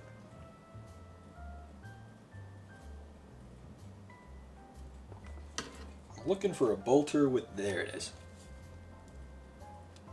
A bolter with a sling. What arms go with this? This is 30. Presumably, the other arm is 31 or 29. Can I find it? 29.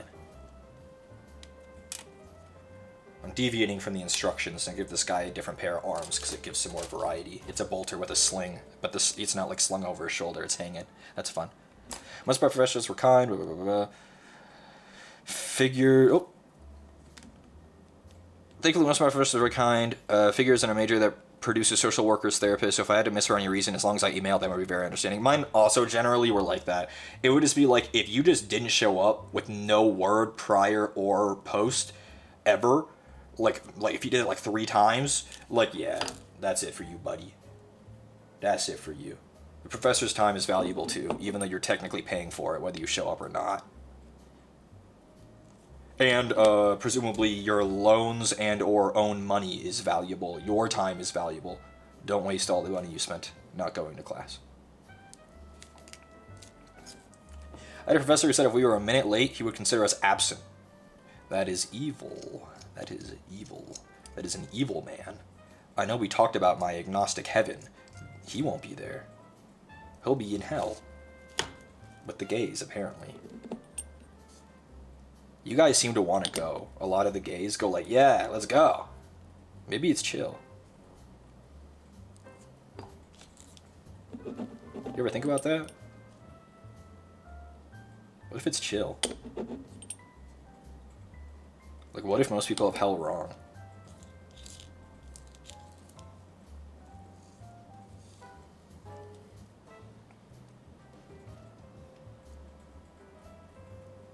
And it's actually, like, super chill. You already built a lot of them? Oh yeah, I'm done, actually. Once this guy gets his head. Once he gets his head, we are donezo. Alrighty, where's the sprue with all the heads? There's only like 1 head left. Did I give anyone this weird visor? I think the tracker has it, right? The tracker. Yes. Looks like fucking Cyclops. Alrighty, so we've used all the heads at once. We have no repeats. So we have no identical twins. If all my fellow LGBT folks are there, then of course I want to be there. Heaven would be full of people who think I don't deserve rights. True. But what if it's chill, though? You ever think about that? What if Satan daps you up, real crisp-like? He says, welcome in, homie. And like, yeah, you get poked with sticks like once a day, but then afterwards you just get to like hang out.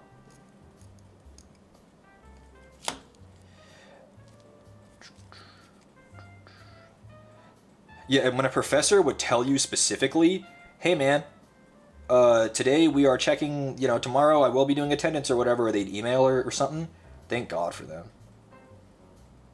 Actually goated with it. Why are the dabs crispy? Maybe it's a guy thing. Do women dap each other up?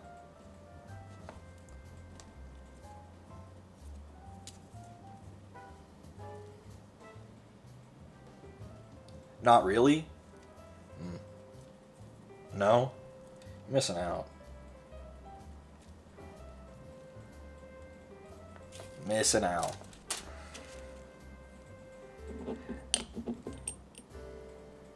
We shriek and hug? Yeah, men don't do that.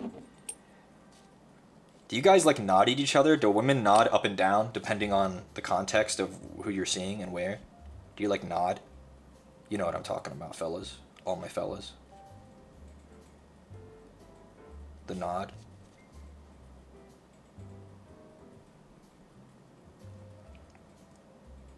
One nod is up and one nod is down, and it depends on something. It depends on who's doing it.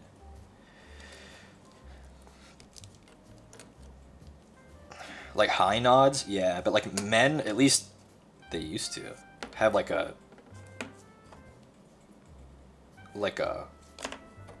system.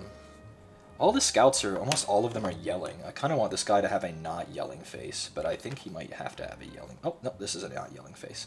Give me your head. Yeah. You guys are swapping. Like chin first nods? Yeah. No way women do that, right? There's no shot. That is the most male experience thing in the entire world. There's no shot that a woman does that.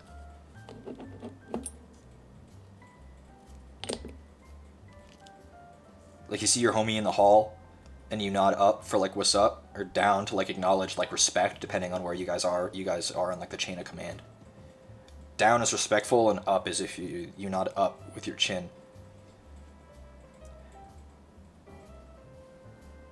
You either, it's almost like a bow.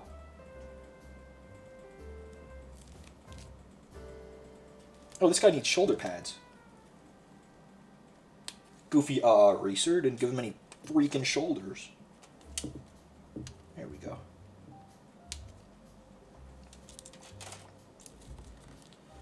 Usually I just kiss her wet and sloppy on the lips. Women are kind of wacky, huh? Dang. Doesn't have to be sloppy though, come on. Have some class.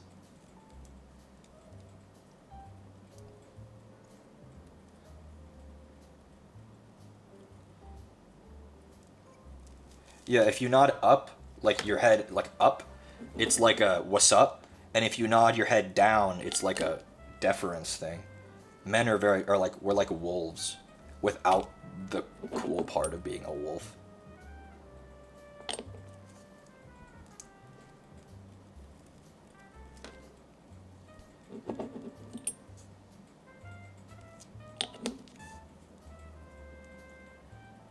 Wait, what the fuck?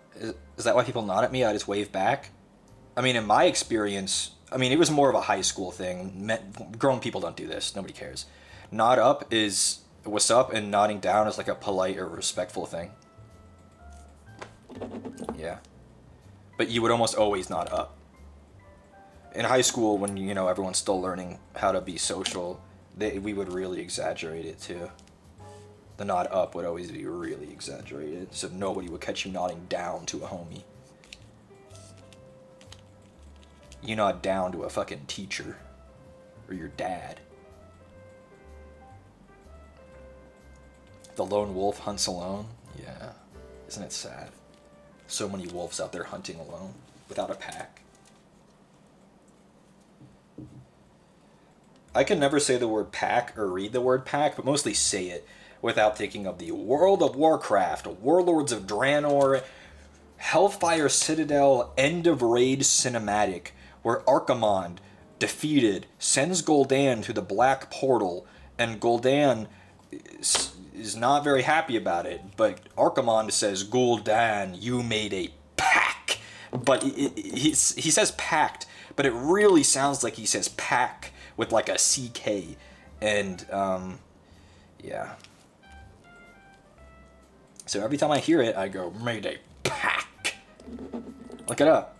Hellfire Citadel, End of Raid Cinematic, World of Warcraft, Warlords of Draenor.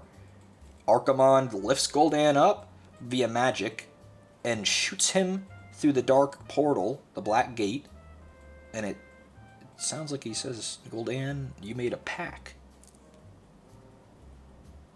Not a pact, a pack.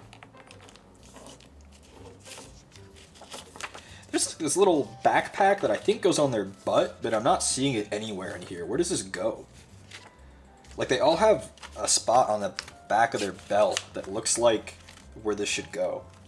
But nowhere in these instructions does it say where. Like, anywhere. And I'm done now.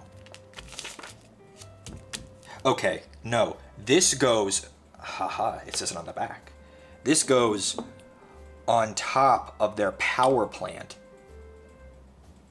That's fun. They get little knapsacks because they're scouts.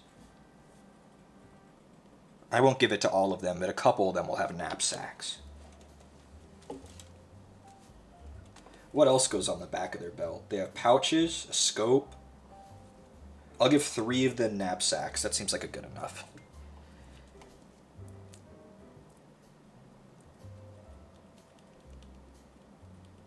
They're like that meme with the sad bug? Yeah, packing up. Who else would have one? This guy's close quarters. He seems like he'd be running a lot. He gets a backpack.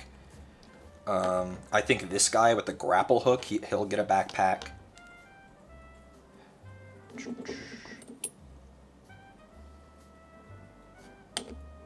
It's more like a knapsack than a backpack. It's like a rolled up, it's like a bedroll. It sits on top of their power pack. Kind of goofily, I might add.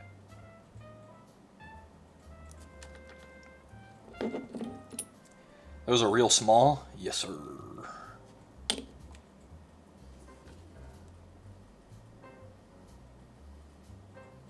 Stay on there, bitch.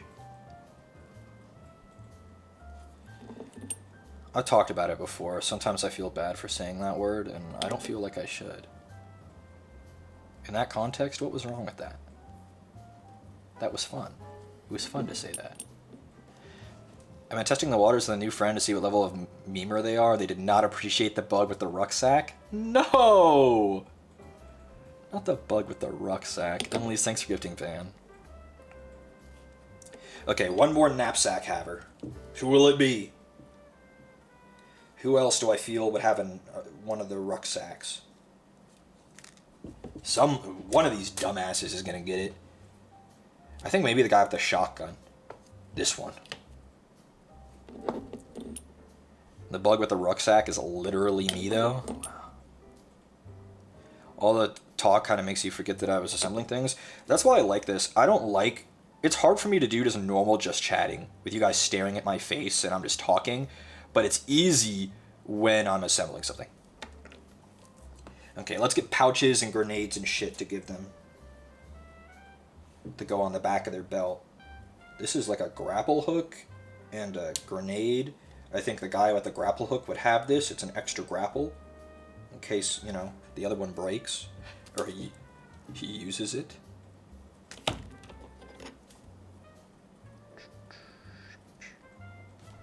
Where's our grapple friend? Here he is. Menashe later, as usual. How are the men? They are basically done. We're literally just putting their assembled greebles on the back of their belts, and then that's it. Off stream, before next stream, I will prime them and stick them on their bases. Do you need something? Yeah. You'd have the knife. There's a knife somewhere that goes on the back of their belt. This one. It's a knife, a grenade, and some rope. What else does a man need? A knife, a frag grenade, and some rope.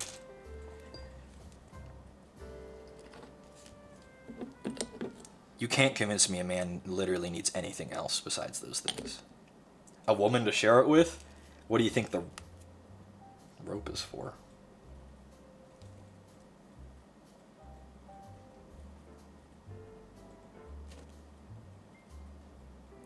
You heard me hesitate, but you have to send it.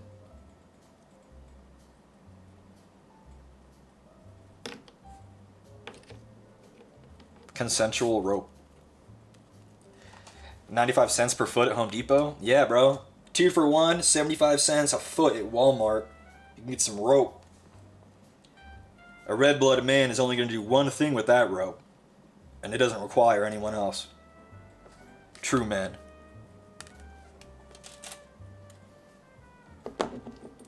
This guy gets some grenades. You just get a lot of grenades, buddy. Hope you like them. They're just for you. 3 grenades. You have a shotgun, so it would make sense. I like how you picked up steam just before the dead on stopping in your tracks right before full sending it, on par with the fall of Icarus. Yeah, I mean, at that point, everyone was going to be able to fill in the blanks, so, like, you have to send it at that point. You have to send it. Sometimes.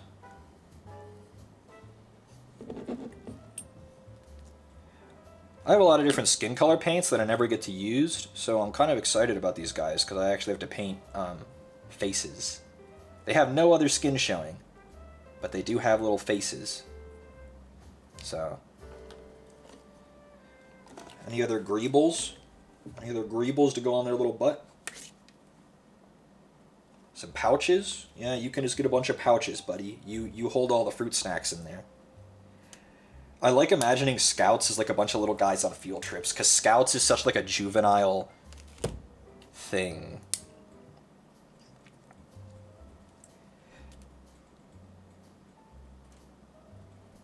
Like Boy Scouts. So they're like on a field trip into the hive city that's full of gene stealers. And this is the guy that holds all the fruit snacks. In his pouches, his various pouches. He's very well beloved by the crew for that reason. For holding the fruit snacks. The other scouts look to him with deference. He has the fruit snacks.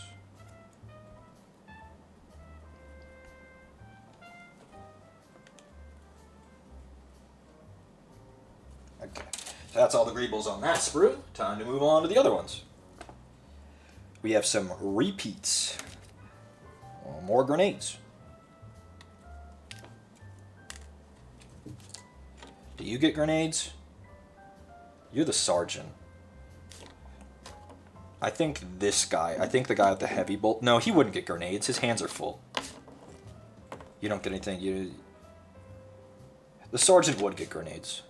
What kind of fruit snacks he got in there? Blue Scooby-Doo ones? Oh, he absolutely got the Scooby-Doo ones.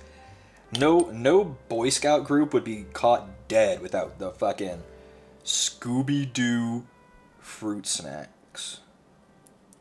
The one with the knife? The one with the knife has another knife. He has the knife, a grenade, and a rope.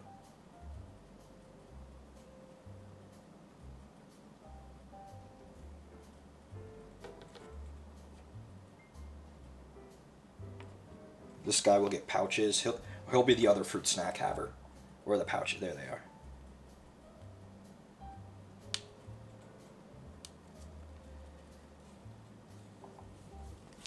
I miss them so much. Yeah, I probably haven't had those in 15 years.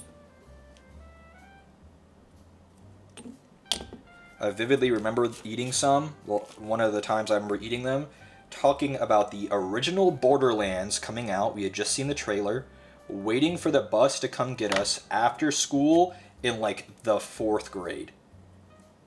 That sounds about right. We were definitely in no. We were in middle school. Maybe it was 6th grade.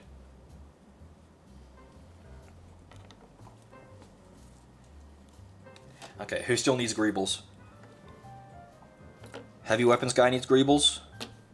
And bazooka guy and sniper don't need them. You don't need them. It's just heavy weapons guy needs greebles? What does he get? I thought I was going to give him those pouches, but then I didn't. Does he get the knife and the rope? No, he gets the scope. He gets the scope and the pouches, so he can put a scope on the heavy bolter if he wants. Do they still make them? I don't know. Just like Team Fortress 2. Yeah. Bad game, Team Fortress 2. A classic game, Or that game stopped being fun the second I stopped playing it on the orange box. It was infinitely more fun with base weapons on Xbox. The second they started updating it with a bunch of crazy, wacky shit all the time, and it was on PC, I stopped enjoying the game.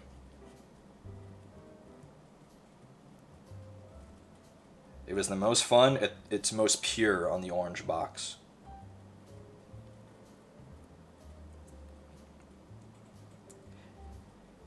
The orange box was, maybe it was only in the States, I don't know if that's true though, was a disc of Valve games. It had Half-Life 2, I think part 1, and Portal, and Team Fortress 2 on it. It was like a demo disc, but instead of having demos, it just straight up had 3 full games on it.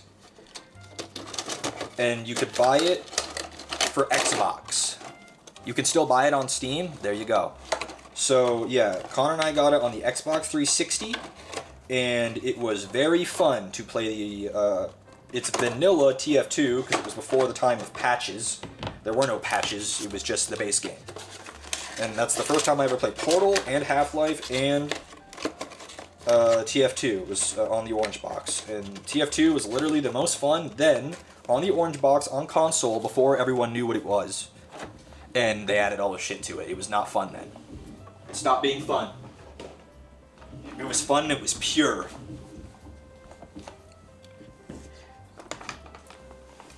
Ugh. Okay, so let's take a little look at some of them close up, real quick, and then we'll call it. So we have our one guy with an actual melee weapon and not just a knife. He's the sergeant. He has a chainsword and a bolt pistol, and he has a beard, so you know he's the sergeant, and he's got some grenades on his belt. Yep. And we got the bazooka guy. He has a bazooka. Space Marines used to have bazookas like this, but now this is one of the only ways you can find it. The bazooka. They really don't have bazookas anymore, but scouts still get bazookas. This guy's just taking a little steppy. He's just taking a little step, and he's got his bolter unslung, and he kind of looks like G.I. Joe. He has like the military crew cut. We got heavy bolter man. He's got the heavy bolter. That's really all you got to know about him. You got the big gun. We got Shotgun Man, who for some reason is breathing out of his little rebreather tube. He has asthma. Yep, that's all we got to know about him. We got this guy has psychopathic tendencies, so he carries just a knife. Good for him. He has the rope on his back, another knife and a rope. We established what that was for. This guy might be the guy with the best drip. It's the... Come on, don't focus on him. He's not there. The sniper guy. He's got a cape and a big old sniper, and he's like lifting his sniper goggles up like he's surveying. That guy's epic. We just got normal guy. We got normal guy. He just has his gun. Normal guy.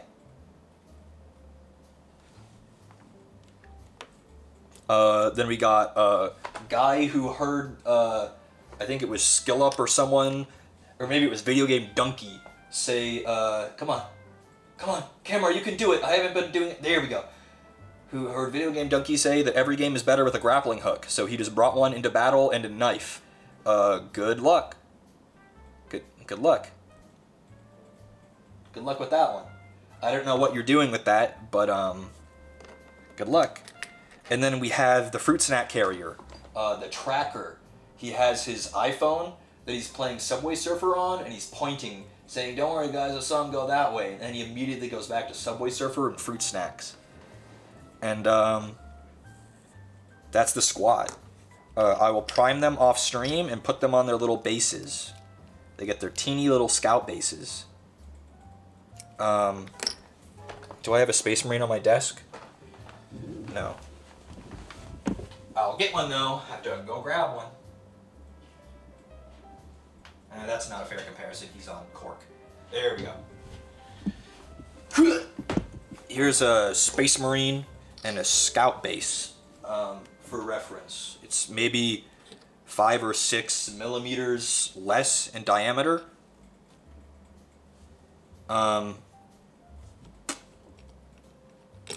You can stand. I believe in you.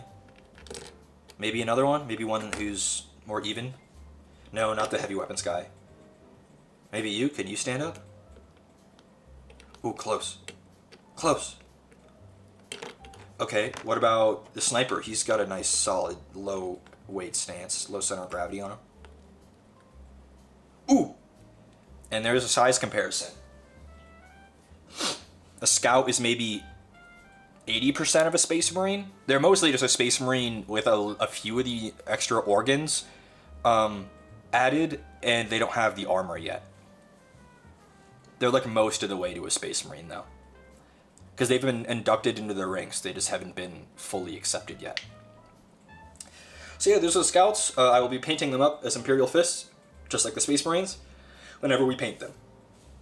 So yeah.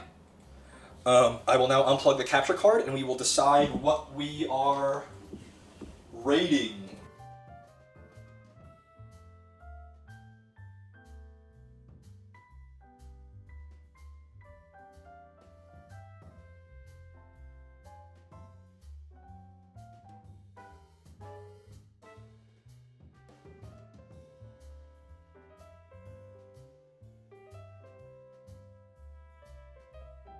Okay. Who are we raiding?